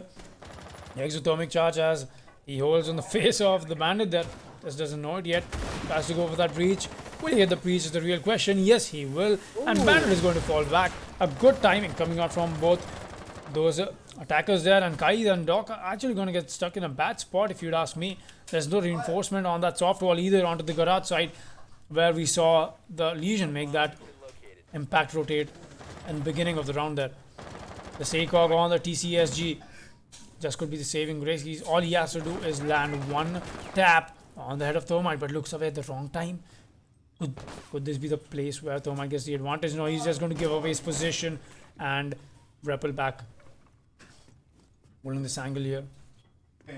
Very Well, close. this double stack hold from the defenders on top of Catwalk is certainly interesting. Shots are being fired all over the place, but as well, shots are being fired all over the place. And Wardog takes down Pazex. That is the first defender down. That is your Kaid off the board. And well, Kaid with that TCSG, he would have been a great play, but unfortunately, he won't be influencing this match any longer. Well, this round, excuse me. Yes, that is so true. 1 minute on the mark now. We've got to make this push happen. The Doc's playing in a really tricky spot, just as we saw the Kai play. I would say that is a very ill-advised spot to play in. But there you go. Alal is actually going to pick up 1 kill of his own. That is going to be Rush Dispatch. That's the Ash. Paying for mistakes, not running enough. Zoen is going to get another onto Faxer. That's a 3 versus 4 now. He does notice the bullet trace is coming in, but Ash the first is going to be the one to drop Zoen. Just as his name says, Ash the first one to take that gunfight and win it as well. Thatcher is going to run in. The side here, not really know. He doesn't know where that push is coming in from. Thermite is in as well. The Bandit trying to land those pre-fires, but doesn't connect any. And now they have side control. It's a 2 versus 3 now for the side of attackers, or defenders rather, to clutch it out for the team. Tries to go for that C4. Will he land it? Yes, he will. What a perfect C4 coming out from him. But the diffuser does go down. And now it's a 1 versus 2 for the Jaeger, with only 1 HP left on his health bar, as we can all see. Dank Wansama and Wardog are his 2 formidable opponents. If you'd ask me, they've been amazing so far in this matchup. Great performance. Will this be the round where Bluetooth tries and wins those gunfights? Rather, he won't, as Raven Esports are going to win round 11, and a perfect shutdown coming in from Wardog towards the end. Well, the C4 from underneath was very, very well done by Bandit. Unfortunately, Hibana was right there to trade him out instantly, and the diffuser went off just at the right time before the explosion could take the operator off the board, right? More than that is, even in that 1v2 situation, I like the fact that Jaeger didn't give up. He did peek wide because he knew that even if he wanted to go for the defuse, he had to go through the open breach, like go past it, and he would be shot. So he took his chance.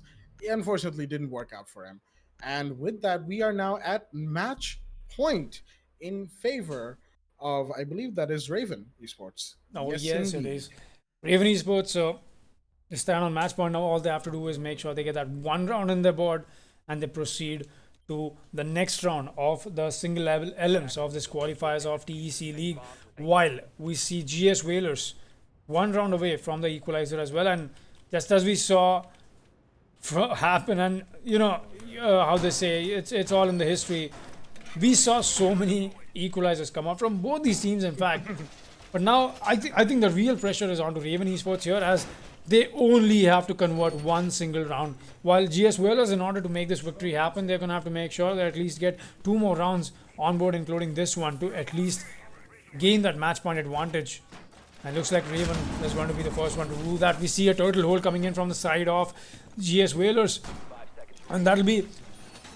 I'm actually seeing quite a emphasis on the side of Blue's room there, as you usually don't see those 2 walls being reinforced. I mean, since you want to hold site, I think that is why they'll be expelling that utility rather on the side of the blue stairs there. Anyways, seeing this electro claw being placed here, a possible... I believe that Kaid is looking to trick the hash for any potential hard breacher, which is going to be interesting, as Thermite's going to be pushing to open dirt, and that he will be successful in holding that.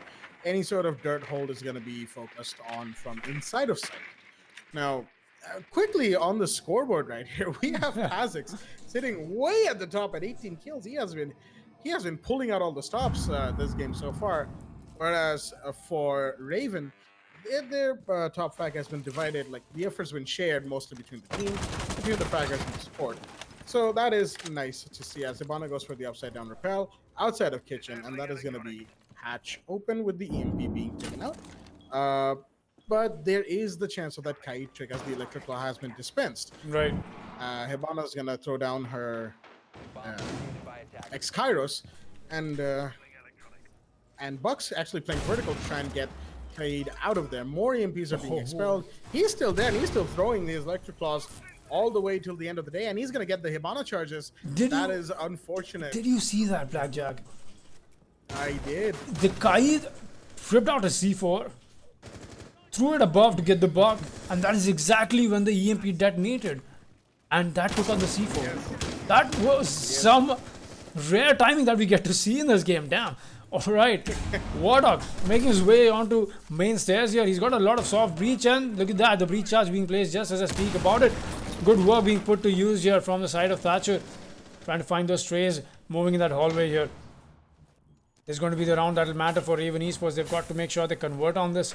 No lives lost so far, as Wardock is going to convert onto one, and that will be Halal Boy taken out of the board. That's a mute dispatch, but obviously the jam was still in play. Not, I would say it's a not active utility op there, but still, that is one less gun on the side of your team now. Russ making sure he's holding the flank here. They know there's somebody coming up, creeping in, and that'll be Bluetooth. It's only a matter of time till he gets spotted out. I think he does. The stuns are coming in from the side of Ash. No, actually he doesn't. The Ash is stunning down below. They do not drone him. This could just be the round that could be in the favor of GS Valors, and that won't be it. He misses his shots, and the Ash goes for that drop down, the 3-speed or the 5-speed, as you like to call it. Meanwhile, the side guns are coming up blaze, and the scoreboard is lighting up. Ash is going to get one, while Zuan is going to get a refrag onto Ash. The diffuser retrieval does happen. Legion coming in from blue, but will the Thatcher stop that Legion? He has to, but he doesn't. Raven must stop the plant and win it out. Oh my god, the final kill rather comes out from the Thatcher. What a kill! That was so close with 1 second on the board. The Thatcher, perfect positioning from Wardog. What a play from Raven Esports, winning out in the scoreline of 7-5. Wow, what a match, Blackjack. Love to say. Absolutely insane, especially that last round. Like this is something we've seen across multiple rounds, right? Where it's always come down to the wire, but this one was especially close because of the fact that once the planter went down, it was all the way down to like the very last second, and if Thatcher hadn't gotten that kill right there, it would have been a very bad situation to be in, right? Thankfully, he managed to pull it out, take the Legion down, securing the game for Raven Esports as they go on to win their match against GS Valors. Well, that'll be it from us for the moment, guys. Just hang in there. We have another match coming up right away after this, and there's a lot of siege action that'll be happening tonight. Don't go anywhere. Stay tuned, as me and Blackjack will be right back in just a while.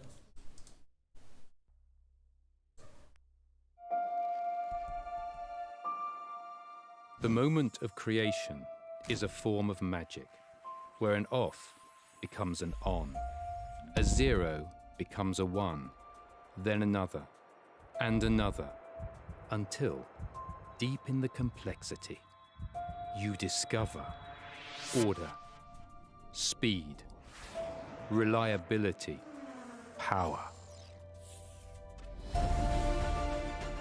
Experience the WD Black NVMe SSD.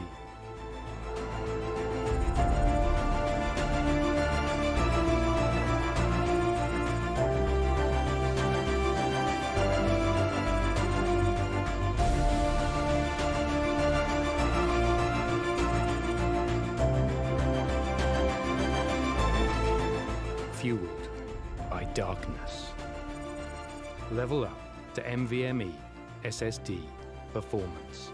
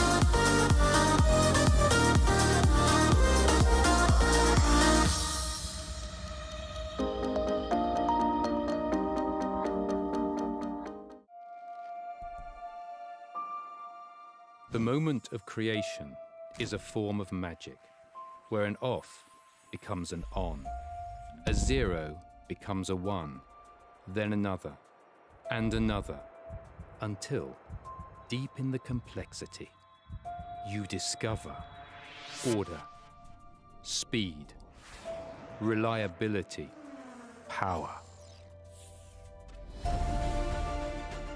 Experience the WD Black NVMe SSD.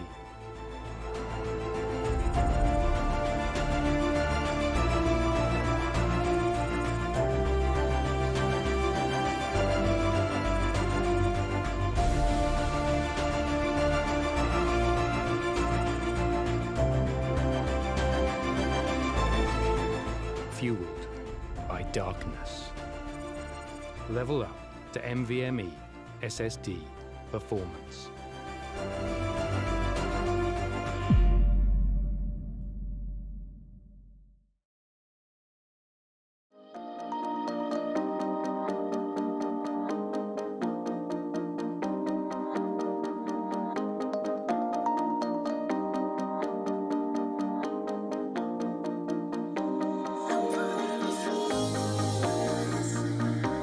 I wanna do anything for you.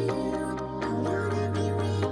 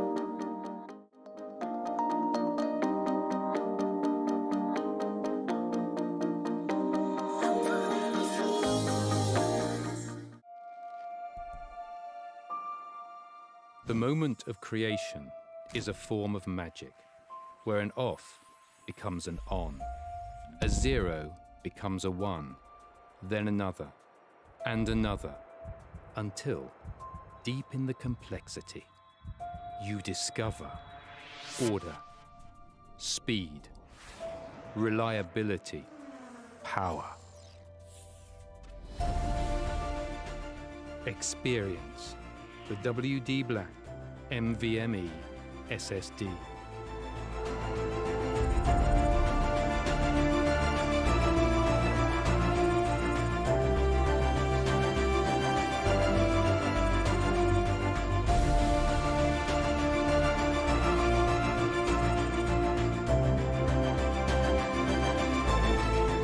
Fueled by darkness. Level up to NVMe SSD performance.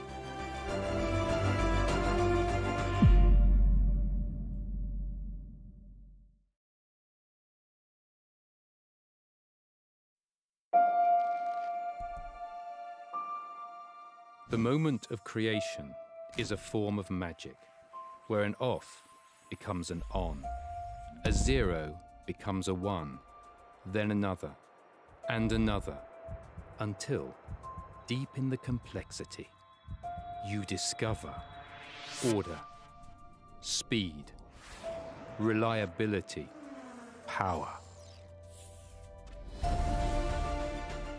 Experience the WD Black NVMe SSD.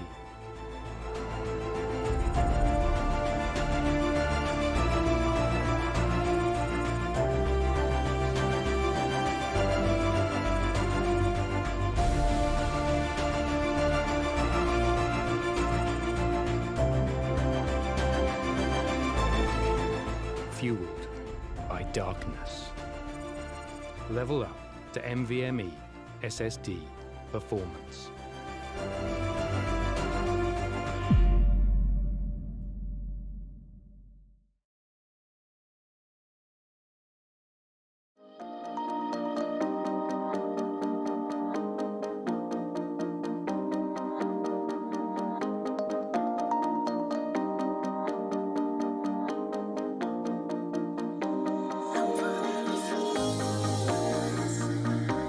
I wanna do anything for you.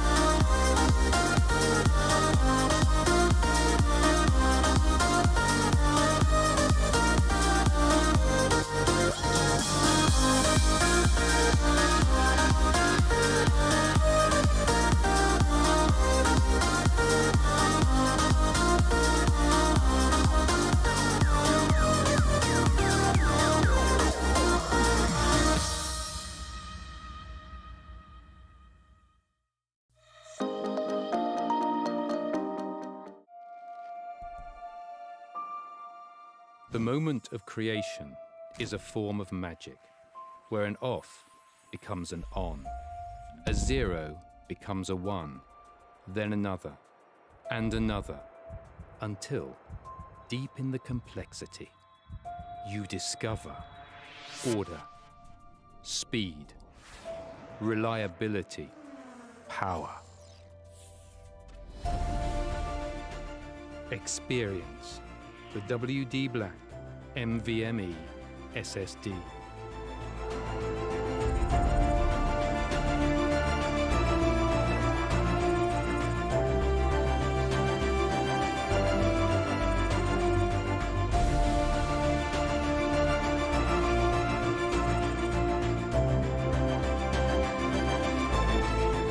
Fueled by darkness. Level up to NVMe SSD performance.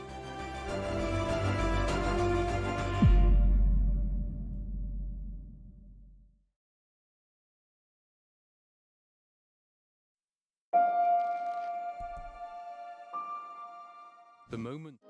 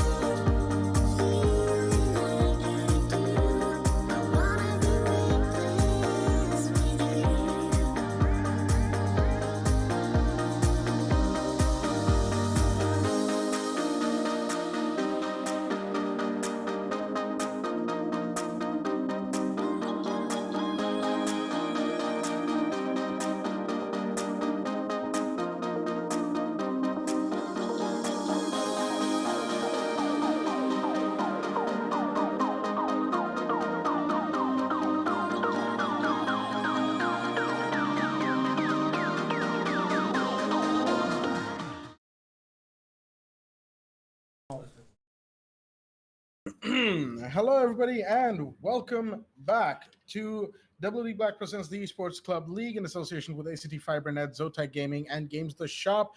I am your host, Blackjack. I'm rejoined by my co-host, Foxy, as we come over to the third match for tonight. It's going to be a very interesting match between TBD and TRN8 Valiants. Foxtrot, how do you feel this match is about to go down? I'm very excited for this match, as we know both these teams have been amazing in that particular region.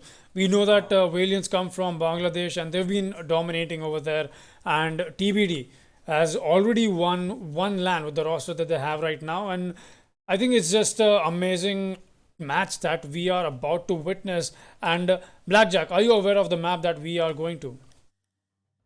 Yes, we are. We are going to Consulate, the third different map for like it's a different map than the other two that we've had so far, and it should be a very interesting game ahead of us. That is true. Let's head right into the game here as we are going to witness three maps in.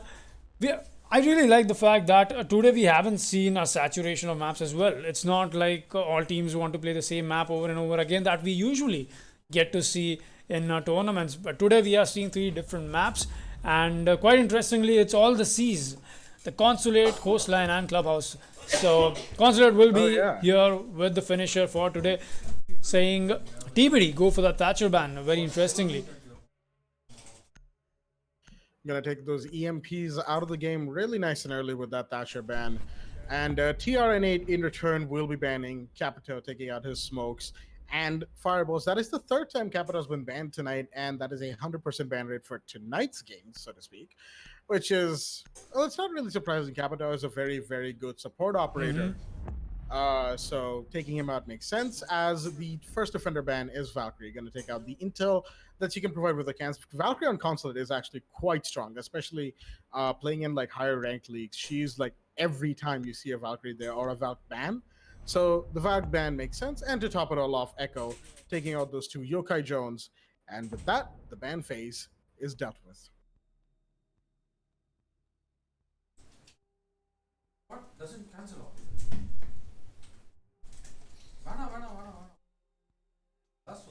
Now, coming into like pre-game for this first round,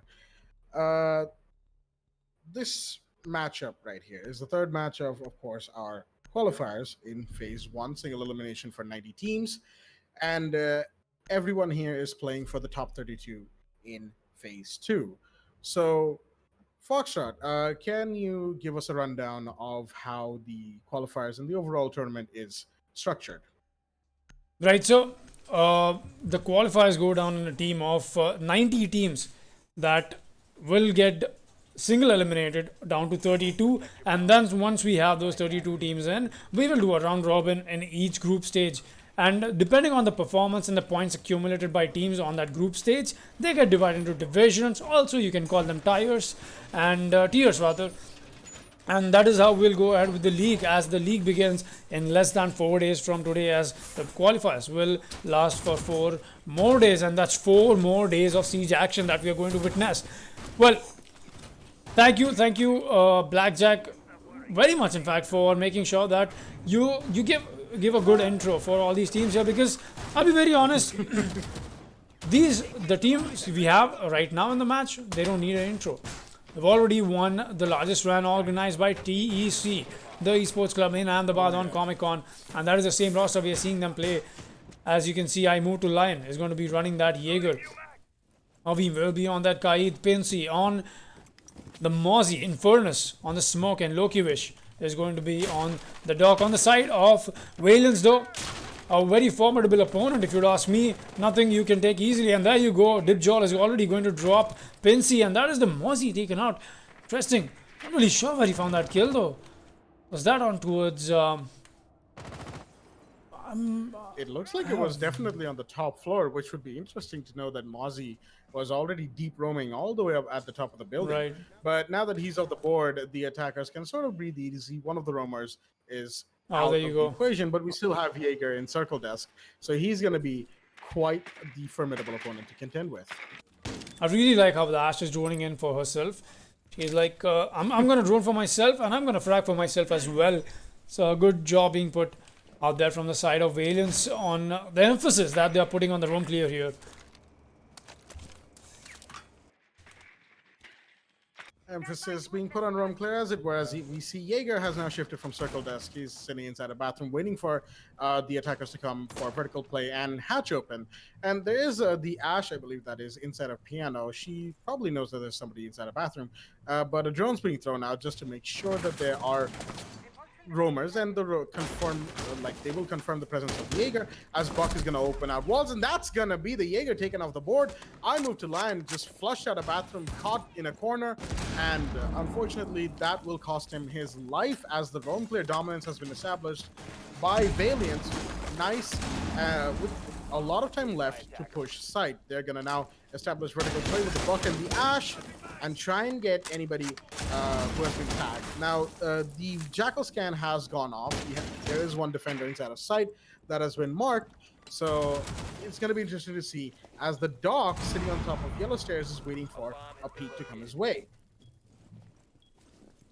Now we're seeing the dog trying to go for the white peak, but I'm not really sure that operator was. That'll be the Kaid, sorry, getting punished there with the cosmetic. It's really hard to spot what operator that was.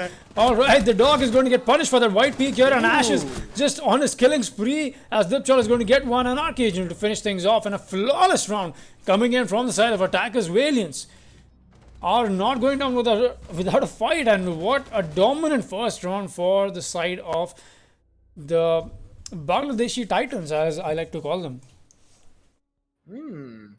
Definitely very dominant in this sort of situation, especially with the roam clear. They were in those drones were obviously instrumental, and the way they used Buck to flush out Jaeger, that was also very, very well done, very coordinated, and a very good push onto site, making sure TBD didn't have any room to bounce back, and eventually closing out the round nice and surgically, almost surgically anyway. Yeah. That is surely a good start, if you would ask me, for the side of Valiants there. But just like you say, this is Siege, and nothing's over yet. We can't just judge from one round on. I mean, sure, yes, the Valiants do look poised with the dominance that they brought on the first round. You don't usually see flawless rounds like those come around, but then again, this is the game where anything can happen at any given time, and I think that's why we all love to watch Siege and love to play Siege. In fact, Lokovic. Oh, absolutely. Yes, he'll be running the castle here, and looks like we are having like a potential castle strategy coming out from the side of TBD, and there you go. We'll be employing the camera instead of the impacts that we usually get to see castle with. But then again, yes, you have the shotgun from the Mozzie. You have the shotgun from Infernus on the smoke as well, so you don't want to overextend, and make sure you are using your utility to the best, and that is exactly what we're seeing them do. Scraper will be running the bot. Oh, that black eyes though. Running the ooh, nice skin on nice black ice on the C8 that he has, as he's gonna throw a drone into admin. Now, this is very standard stuff that we're seeing here. The admin roam clear and making sure that no one's in there so that you can push through into long desk. Now, Jackal with the PDW here, interesting choice on guns, is gonna see the castle barricade on the circular stairs door. So that line of sight is gonna be denied. As Jaeger once again inside the bathroom. I believe the Nomad with the drone probably knows that I Move to Lion has moved inside of bathroom, and right. It's gonna be interesting to see another drone gets taken out by Avim. That's the Wamai down in Visa, but he's gonna get shown by two more as the Buck breaks down the stairs wall in an effort to find him, but nothing just yet. Looks like Valiants want to make this push happen onto the side of admin. We're seeing the Buck making sure that there's little to no flanks coming in from the side of the defense there, because we did see Wamai trying to get a little aggressive. And what am I looking at here? I Move to Line is going to drop one, and Avim onto another. That's a double take onto the side of Valiants, and a quick headshots being dispatched on the other side of the map, as we are so focused on the side of admin here. We still have 3 attackers alive on the side of Valiants to make things work.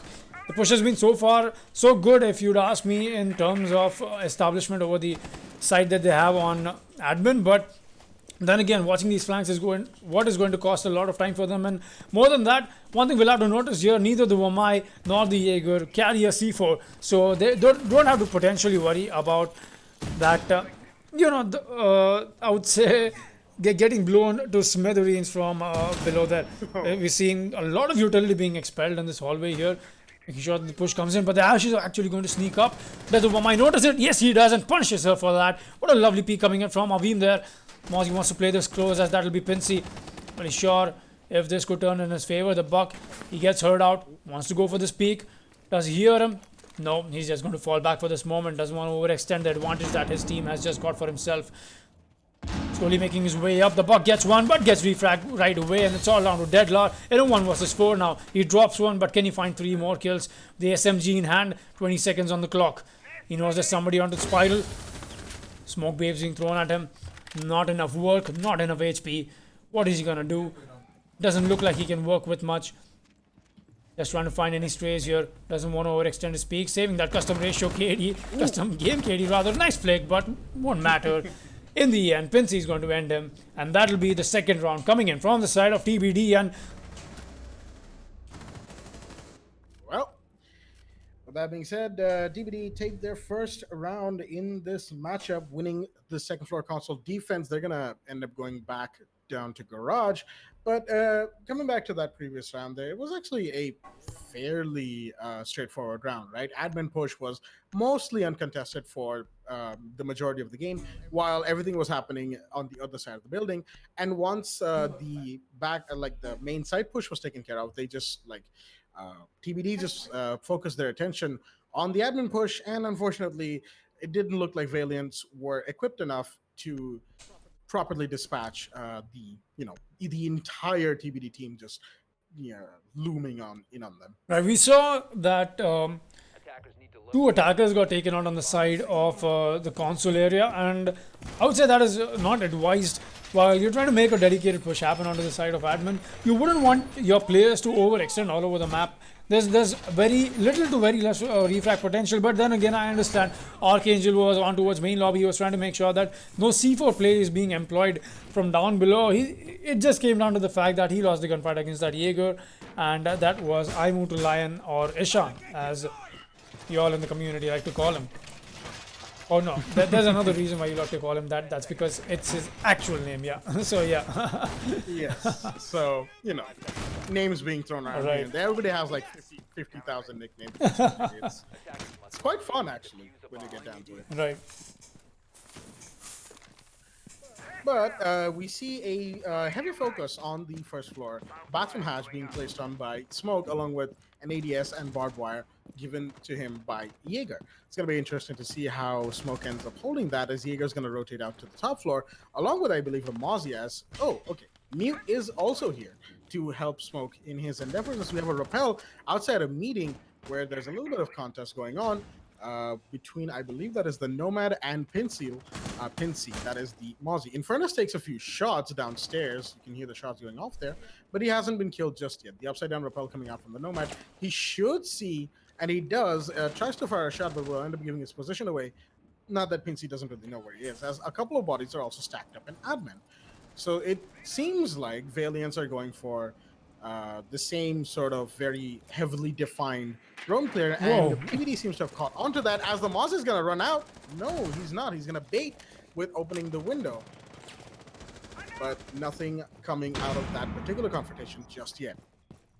He's just going to fall back, and so will a Move to Lion. That's both of the roamers coming back to site now. That's some good time wasted, I would say, and there you go. A lot of utility being thrown around as well. That drone being caught out by the Mozzie Pest. As now it comes down to the anchors on site to make sure that this push is workable. Avim will be holding down on the side of the public bathroom here. That'll be on the top floor. That's right exactly above the site, and it's a very good anchor point for the teams here, making sure that no push is coming in from the side of the attackers. Still trying to hold this strong. No kills being made so far from either of these teams here. 1 minute left on the clock. See a possible sneak up coming in from the yellow stairs here. That's the dog still playing aggressive onto the yellow stairs. That's Loki Wish. Finally, we're seeing the breach do come in. Look at that. The barbed wire gets heard out, and the dog is going to drop a quick headshot onto Majima. That's one less attacker to worry about. Dog still trying to use his ACOG to his advantage. He knows there's somebody establishing control over bathroom, but the shield is still in play, and Dibjal is going to use exactly that against Avim and get that frag onto him. 30 seconds, and it's going to be a bloodbath, because we hardly have seen any bodies get dropped so far. Mozzie making his way back to site while the main wall is being breached, making sure that they are in the perfect position to plant, while Ash and Buck are doing their job reconstructing the whole map, and Nomad is making sure that the flank is watched. And what a lovely nade coming out from him, almost claiming the life of Infernus. Now the bathroom control. Loki is going to drop one, while I move to line onto other. IQ is here to get another. That'll be the Ash, excuse me. Mozzie gets dispatched. It's a 1 versus 2, but Infernus trying to find the last one. Will lose that fight anyway, or rather not win it. That'll be on the Ash and not able to connect those shots in the end there, but it was too little, too late for the Ash anyway. Could have gotten that kill onto Smoke, but wouldn't matter as there was no time left to get the last final frag for the attacking team, and that is what is going to put TBD on 1 round's advantage against Valiants. Well, one thing has to be said about the amount of time wasted by TBD's roamers. That was very well executed. They wasted a good solid minute and a half just roaming out on the top floor and first floor. And then when it came down to them being pushed, they just rotated safely back into sight. And even the bathroom, like the hatch was open, but they really couldn't capitalize on it until very late in the game. And that was when all the pushes were happening at the same time. So it was like a mix of gunfire and bodies being dropped everywhere.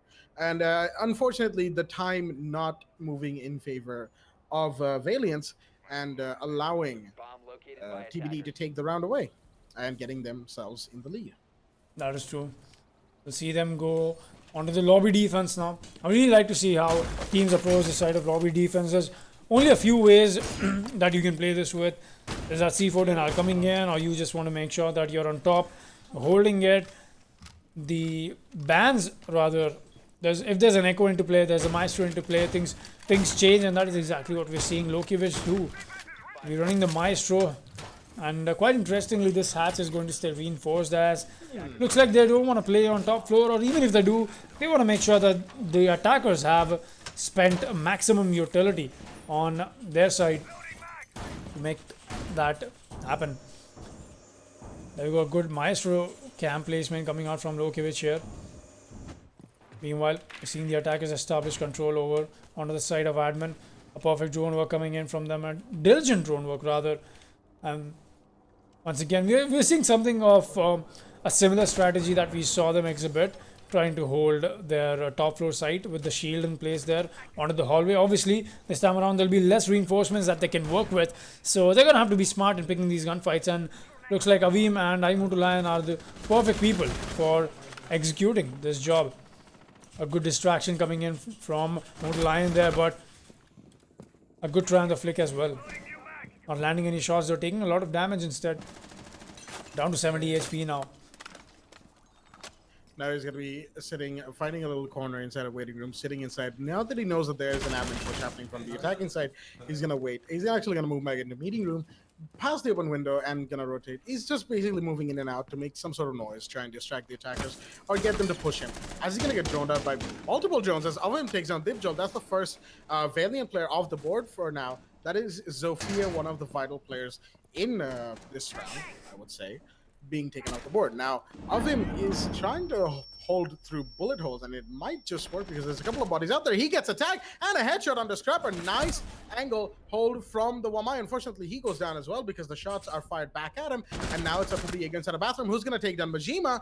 I move to Lion, secures a kill for himself, and Wamai might just live just a little bit longer. Kaid is also on top of yellow stairs, and the Nomad inside the waiting room is the only one on top of the top floor. We'll take down Pinsel, but will be refragged by I move to Lion, who gets his second kill for the round, and now it's all up to Deadlar, who will be. Oh, that's a nice little game of peekaboo from I move to Lion being played using the shield that was placed there for pretty much this exact reason. And after the gunfires trade, TBD takes yet another round in their favor. I think that shield almost won them half the round already. They did not have, they did not have enough lines of sight, and the defender always knew when they are trying to move into the hallway because of the shield having those little slide holes there, making sure that there's enough visual, I would say, information being traded off for the defender to pick off on it, and that is exactly what costed them. They had the buck. They had so many operators that even could expel the ADS in case there was one put to make sure that the bug doesn't aid it, but still we did not see any kind of utility being pulled out on the side of Valiants to take that shield off, and that is exactly what costed them. Is these little things in the game that matter in the end of the round there, and I think that is what won them that round, despite, obviously, I'll have to mention how good Avim was on his gunfight as well as the Jaeger. That is I move to Lion. Both of them are complementing each other, have been complementing each other very well with the roam and holding down like angles and some certain lines of sight here and there. Especially in the last round when Jaeger was forced to pull back, you had Avim over there with his bullet hole peaks, taking out one attacker. He once as soon as he was down, I moved to Lion came back and fragged out for him, getting a double kill and stopping the attackers from really getting any headway in that roam clear. And unfortunately for Valiants, that spelled absolutely on the second floor itself.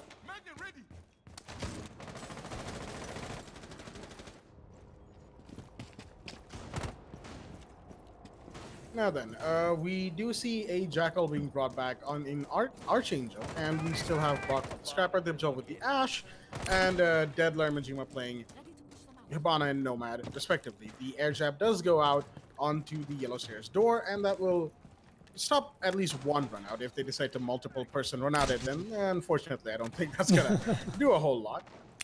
As more air jabs are being used up, that's Nomad's main gadgets utility. 3 air jabs, main door, meeting windows, and Yellow Stairs windows. That is a good placement of her air jabs. It's gonna stop some of the main runouts that we have, but there are certain others that need to be claymored and or stopped otherwise. As once again, we see an admin stack from Valiants. Seeing that nade finally being pulled out to take that castle barricade off. He'll perfectly time it and take it off, and Avim is actually going to go for a run out here.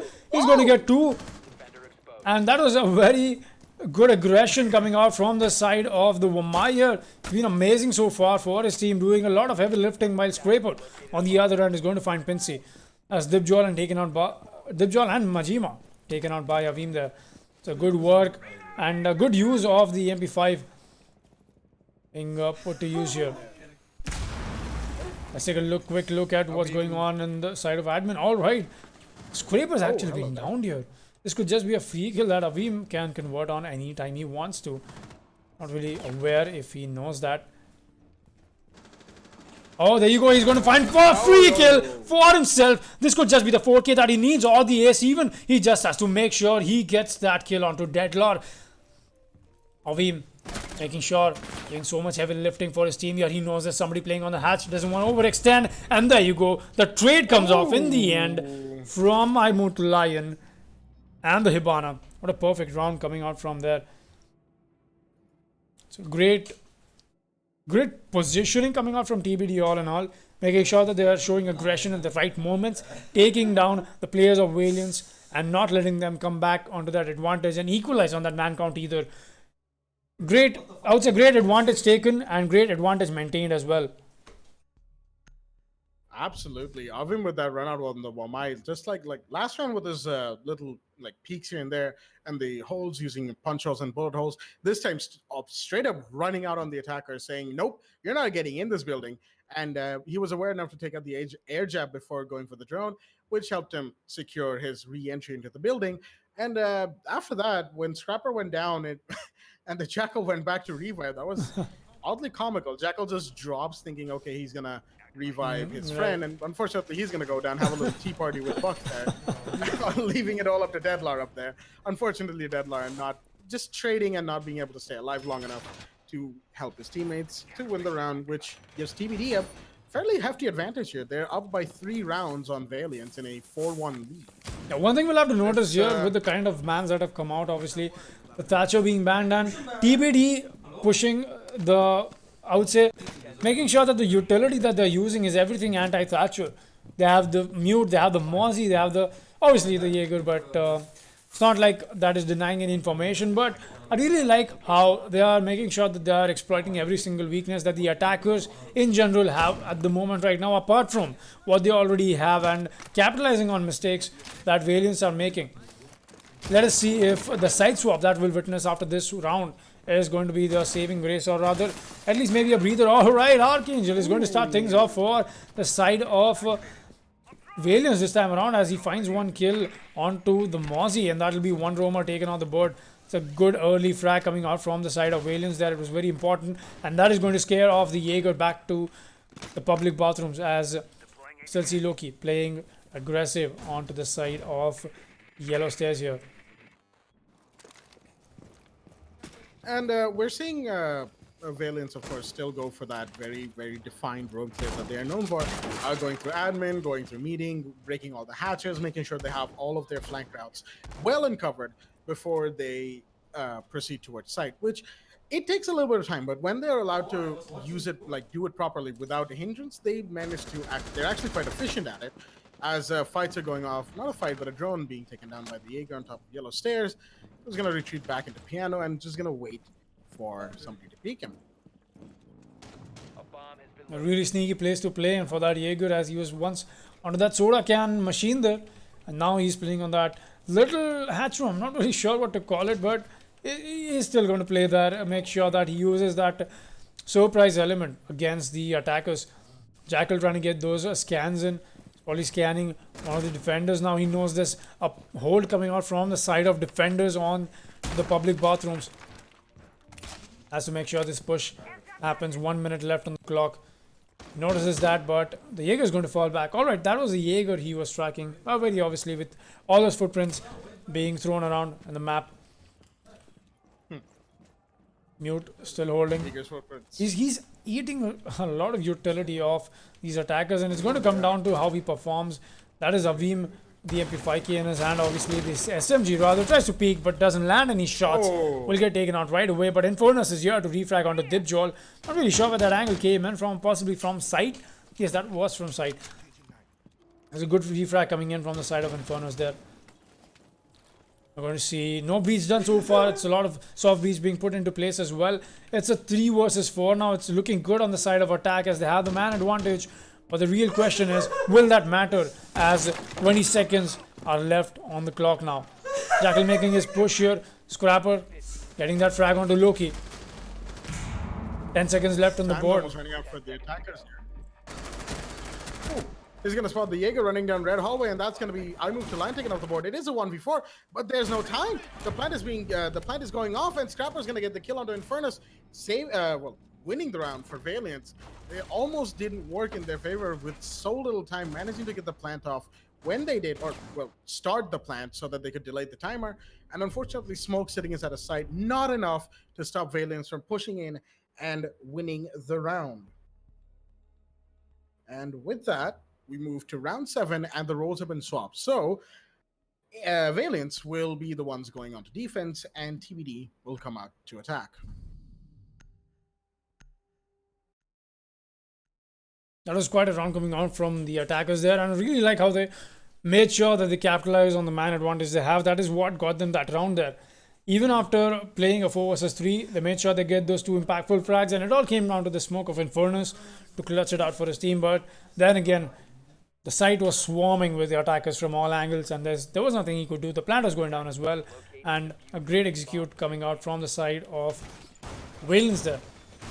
And just like you said, with the side swap coming in, this could just be the play that Valiants want to make. But you look at that operator lineup that we're seeing right now with the Thatcher band. We saw TBD go for so much denial.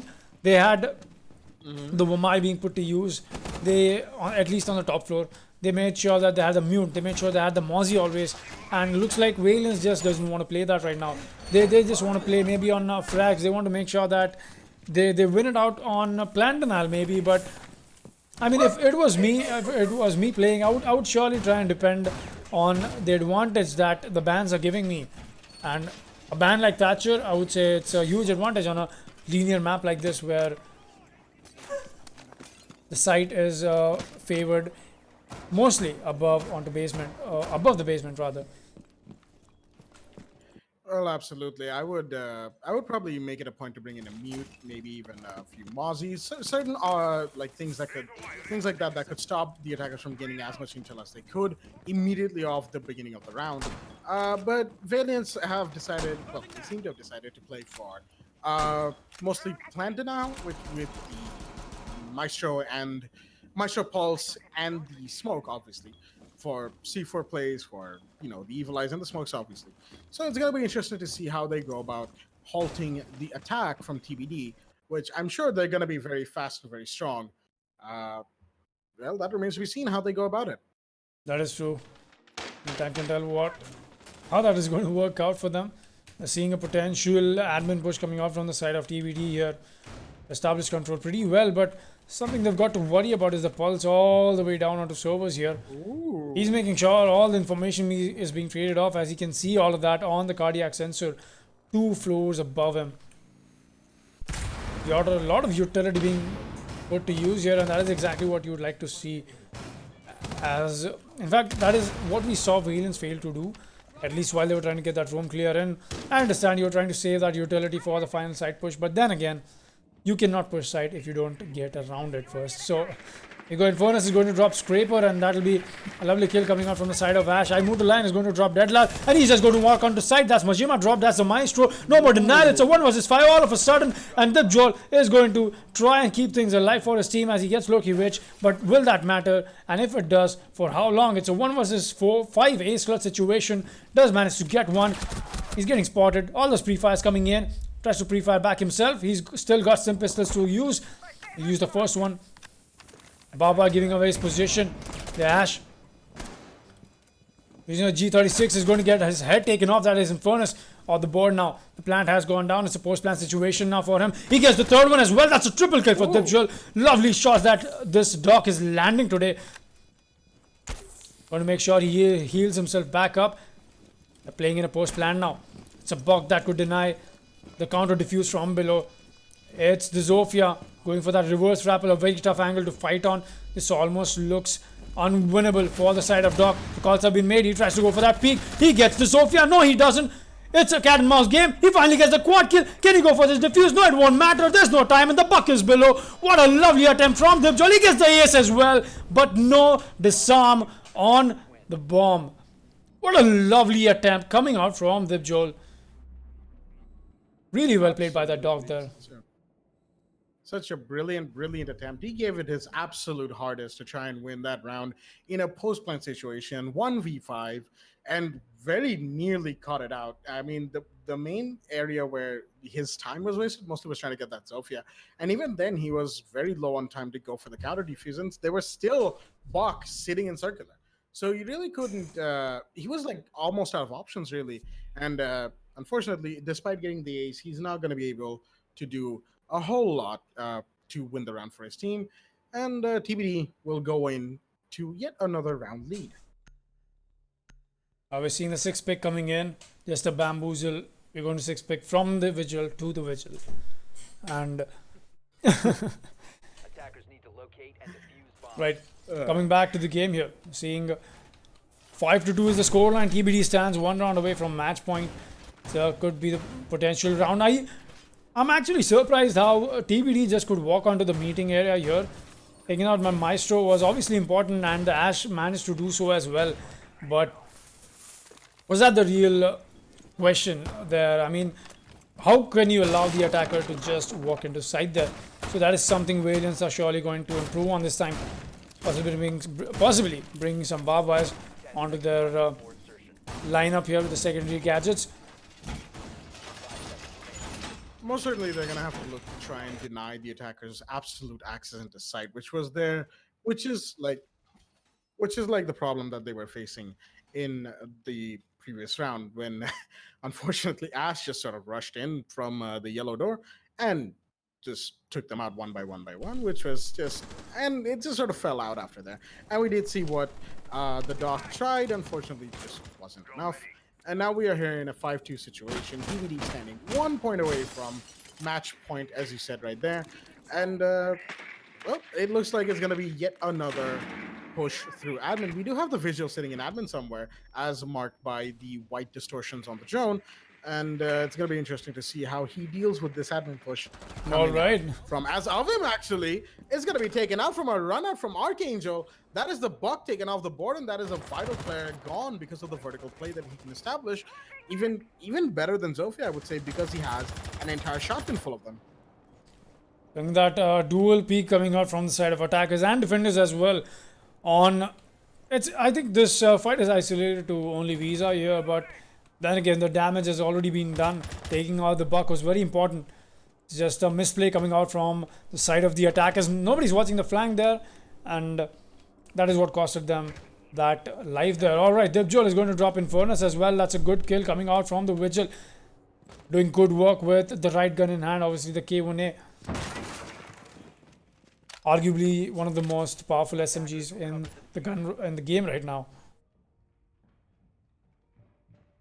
In the right hands could be very devastating, and that is exactly what we're seeing them do. Yes, absolutely. The K1A, one of the most dangerous guns outside of the boss G after getting its takeoff. Oh yes, You yes. know, we know. If you know, you know. If you've been on the receiving end of a boss G at Barrage, then you know what I'm talking about. But coming back to the aim, we do have Pinsy and Lokievich out here. Just outside of Long Desk, actually, I think the Zofia is pushing for Visador. She's already right there.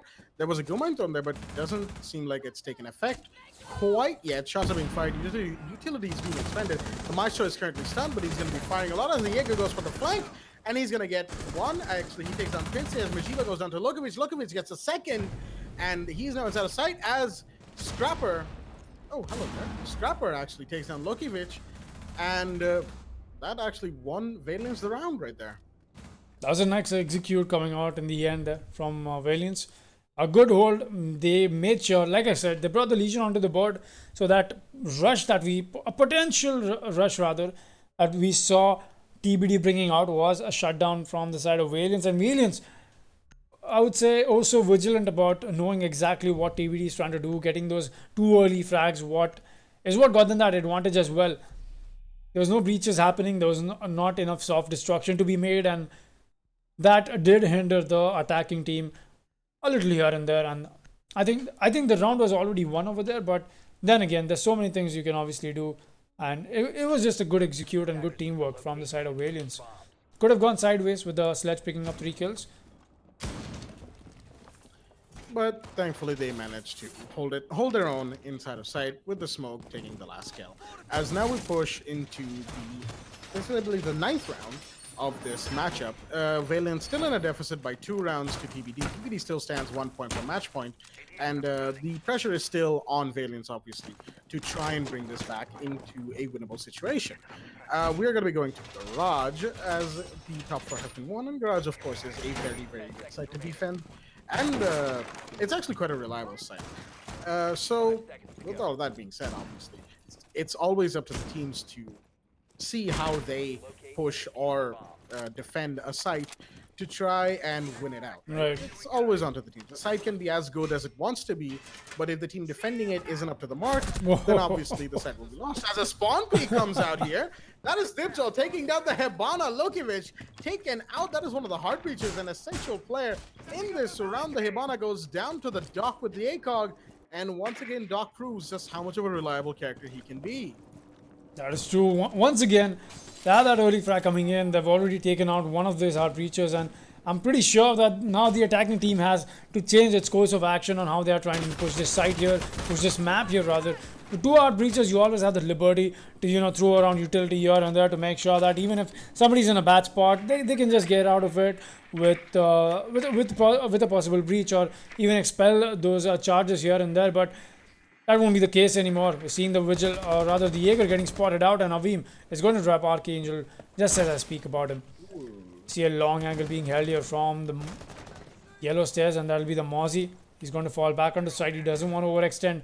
Scraper making sure he stays alive as the roamer for his team. Easy rotation being allowed. Back to side here. Well, with the man count being completely equalized right now, Avim is the only one who, on the attacking side, who's taken a little bit of damage, outside of course, Lokievich being taken out early in the round. It's less than a minute and a half left in the round, so the time is ticking, and the attackers haven't really made any sort of substantial push just yet. They've established roam clear and top 4 dominance, and now they're going to be going for vertical play as we see the Buck breaking the floor on top of side, on top of A and B, trying to find any sort of defenders in there. As a C4 comes out from the defenders, not to any avail. Valiants, unfortunately, losing their C4 to a gamble, which didn't quite work out. Alright, trying to land those shots there, but will lose his fight there. Divjol to Waimu to Lion. Seeing the push coming in from the side of the attackers here, as they've got the main breach done. Oh, they haven't actually. What did I hear getting breached? Pretty sure if my ears are ringing. I believe that was the bathroom hatch. Alright, I think. that could have been, but then again, the thermite is all the way. Alright, he could have just detonated later, yeah. Oh, Untitled Lion is going to Scrapper be was on double killing spree here. He's going to get Scraper. And it looks like TBD is in the right position to try and convert this advantage and take it to match point 3-5 is the scoreline. Here's that melee coming in from the Maestro. He knows he's close. Will he win this fight? No, he won't. He gets tagged along, and the Alda being the better gun in this fight. The Maestro trying to go for this denial here, but the plant is already in place and it will get planted. Now they have to pay a post plant. All they have to do is sit back, relax, make sure you drop bodies on whoever tries to counter defuse. Majima solo on HP and Deadlord, not the correct, or I would say not the preferred gun for you to pick those fights outside of Garage, but he knows there's somebody playing that will lose that fight against the Sean as he gets dispatched by the Nomad. It's a 1 versus 3 with only 5 HP left on the Maestro, and will get dispatched as well from the Nomad, and TBD proceed to match point.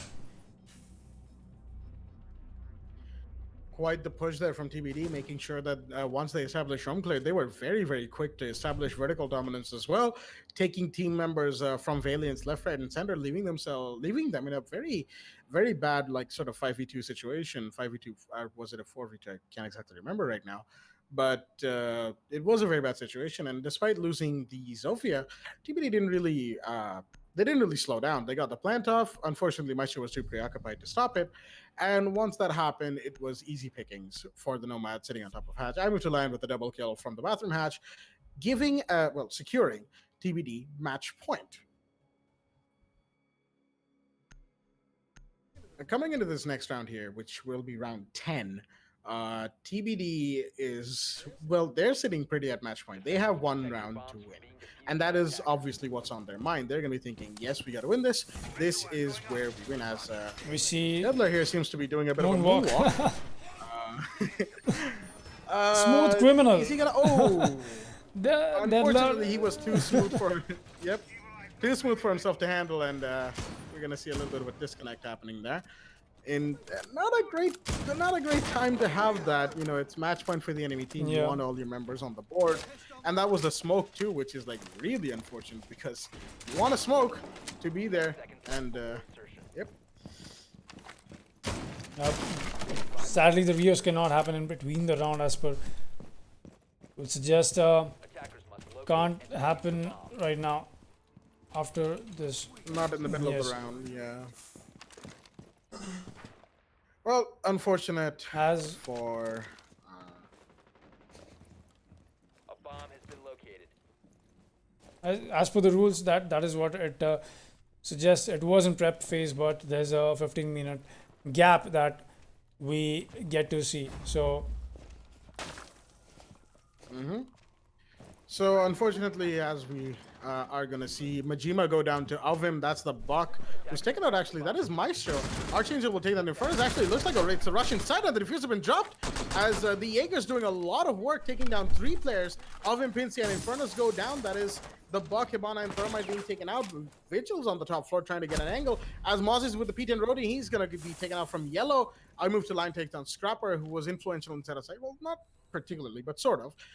Dibjal out here is on the yellow stairs. He knows that the Nomad knows. He's going to try and take out the edge up, and he's going to move and get a nice headshot onto Imo to the Lion. And as it turns out, they are not giving up at all. However, inside of sight is Lokivich with the Jackal. He scans onto Jaeger, but unfortunately misses a shot. Will not be able to get the confirm, as the visual piece from yellow stairs will take down Lokivich. Valiants still take the round, managing to keep themselves in the game. And we are now going to be moving into rehost as we wait for their player to join back in.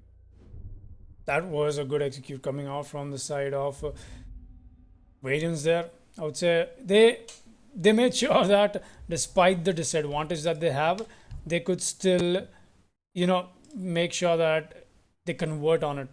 And absolutely, yes, that is exactly what we saw them do. I mean, that was good despite losing one man and not having an option to reverse right away. They just made sure, all right, guys, we need to win this one round out for Deadler. We need to make sure he moonwalks back into the game, and that is exactly what we'll see him do.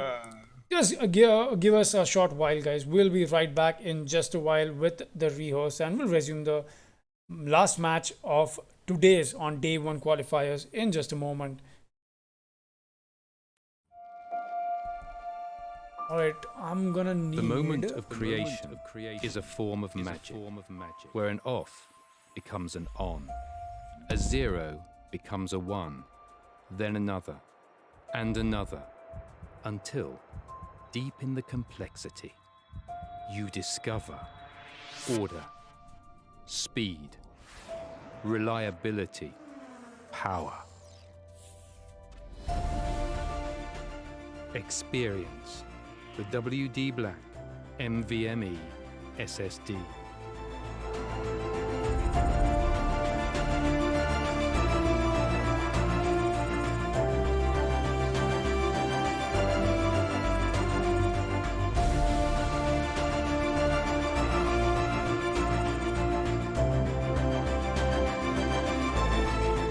Fueled by darkness. Level up to NVMe SSD performance.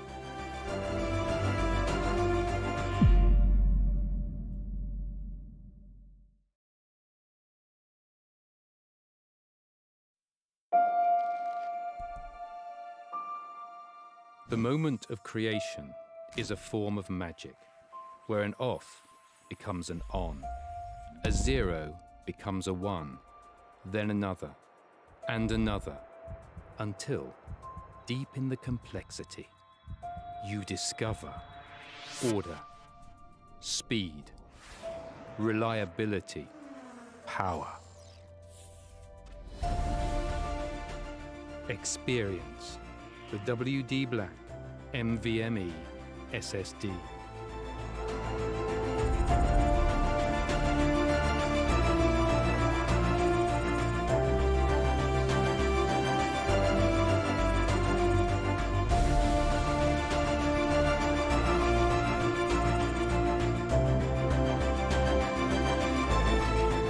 Fueled by darkness. Level up to NVMe SSD performance.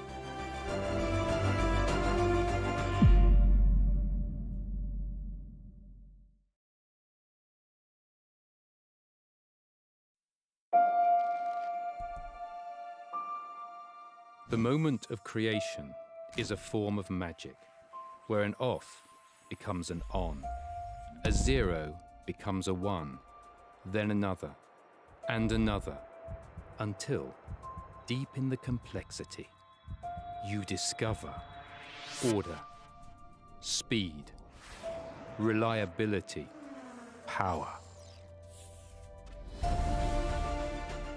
Experience the WD Black NVMe SSD.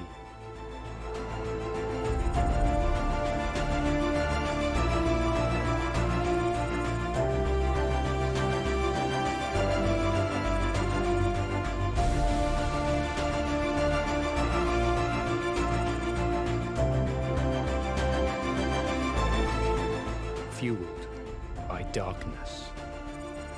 Level up to NVMe SSD performance.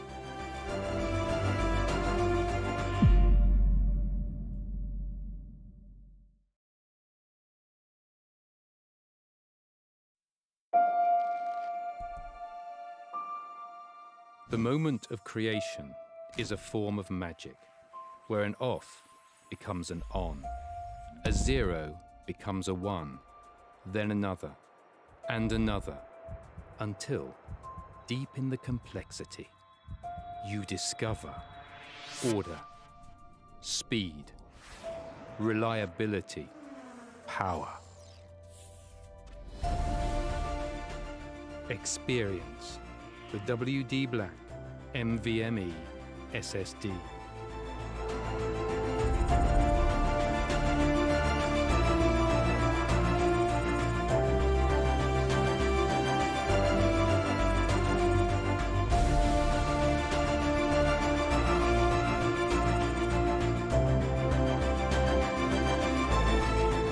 Fueled by darkness.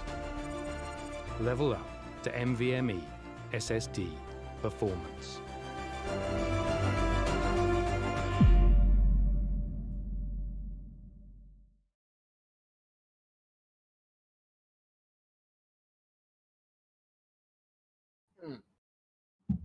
Alrighty then. So while we wait for all the teams to rejoin our, the custom game for the match to continue, we are going to talk a little bit about obviously the match at hand and a little bit about the tournament that in general, in the larger scale of things. And obviously, Foxy is going to be joining me for this.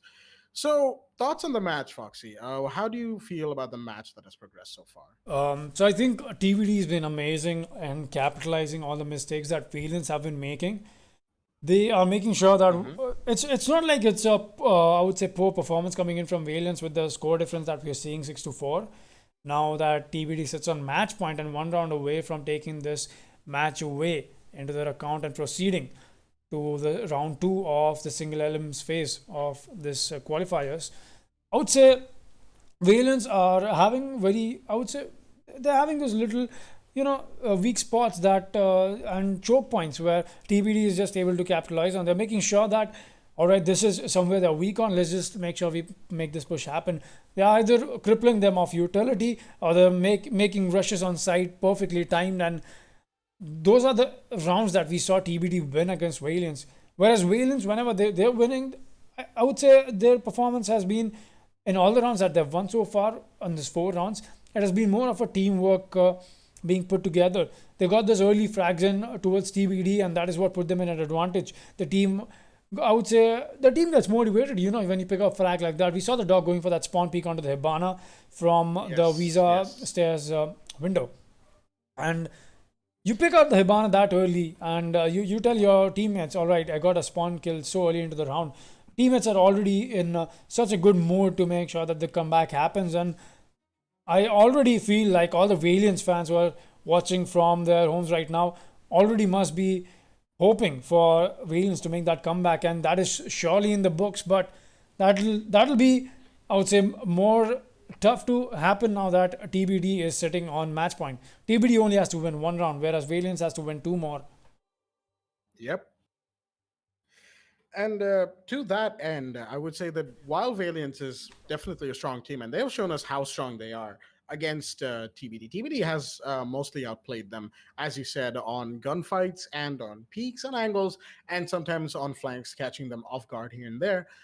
Not to like discredit Valiance. They have shown us that their drone work, their intel gathering, their use of utility when they're allowed to use it properly or when they can use it properly has been absolutely stellar.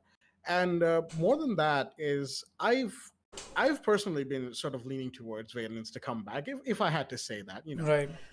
because of the way they've shown how they're playing. I actually prefer the way they're gathering intel, doing like heavy defined roam clears. Okay, maybe not completely advisable. TBD did catch on to it pretty quick, as we saw in round 3, punishing that roam clear and then coming back to site, wasting a lot of time.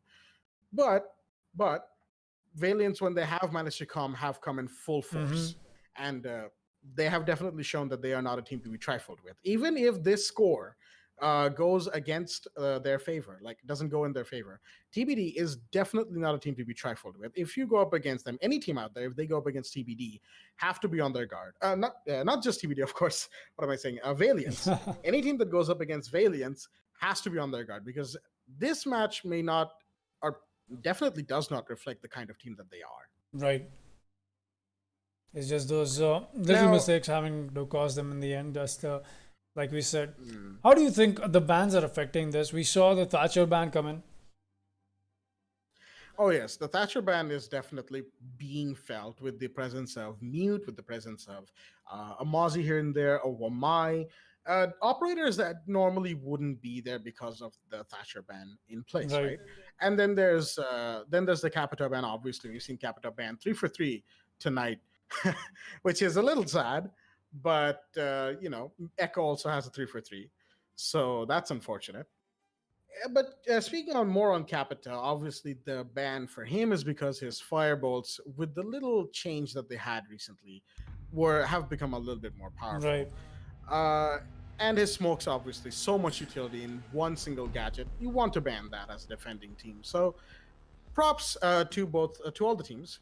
They've made smart bans throughout the night. And speaking of TRN8 Valiants and TBD, we are, I believe, back for the match. It is still 4-6 in favor of TBD. They are in match point and they just have to win the one round. But Valiants in the last round showed that they are not out of this game at all. In fact, they might come back and bring it to overtime. That is true. That scoreline looks oh so close. Obviously, now the Rio's coming in. Scoreboard, everything's been reset back to 0. But then again, looking at 6-4 ratio of the score, and I think that's a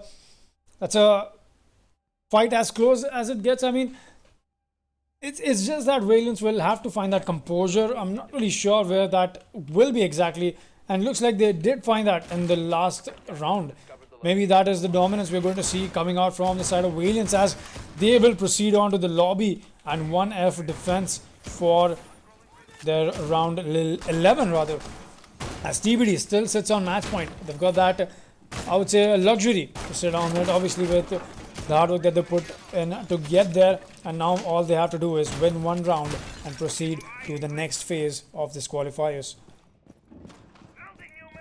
10 seconds remaining. TBD sitting in match point, they are a little bit more comfortable, as you said. But Valiants, with this particular defense that they're setting up, with all of the vertical holes on the second floor in the console room, it's certainly going to be interesting to see how TBD drones eventually figures out how they're defending and then counters, because this kind of defense usually takes a little bit longer to counter than your standard push in and just headshot. That really doesn't usually work.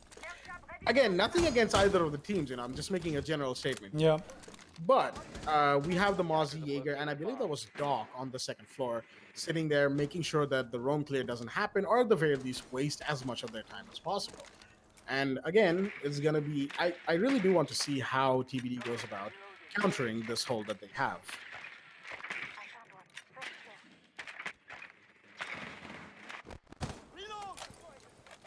Now, okay, Jackal out here is repelling outside of Piano. Some shots are being fired. Is he going to fire a smoke?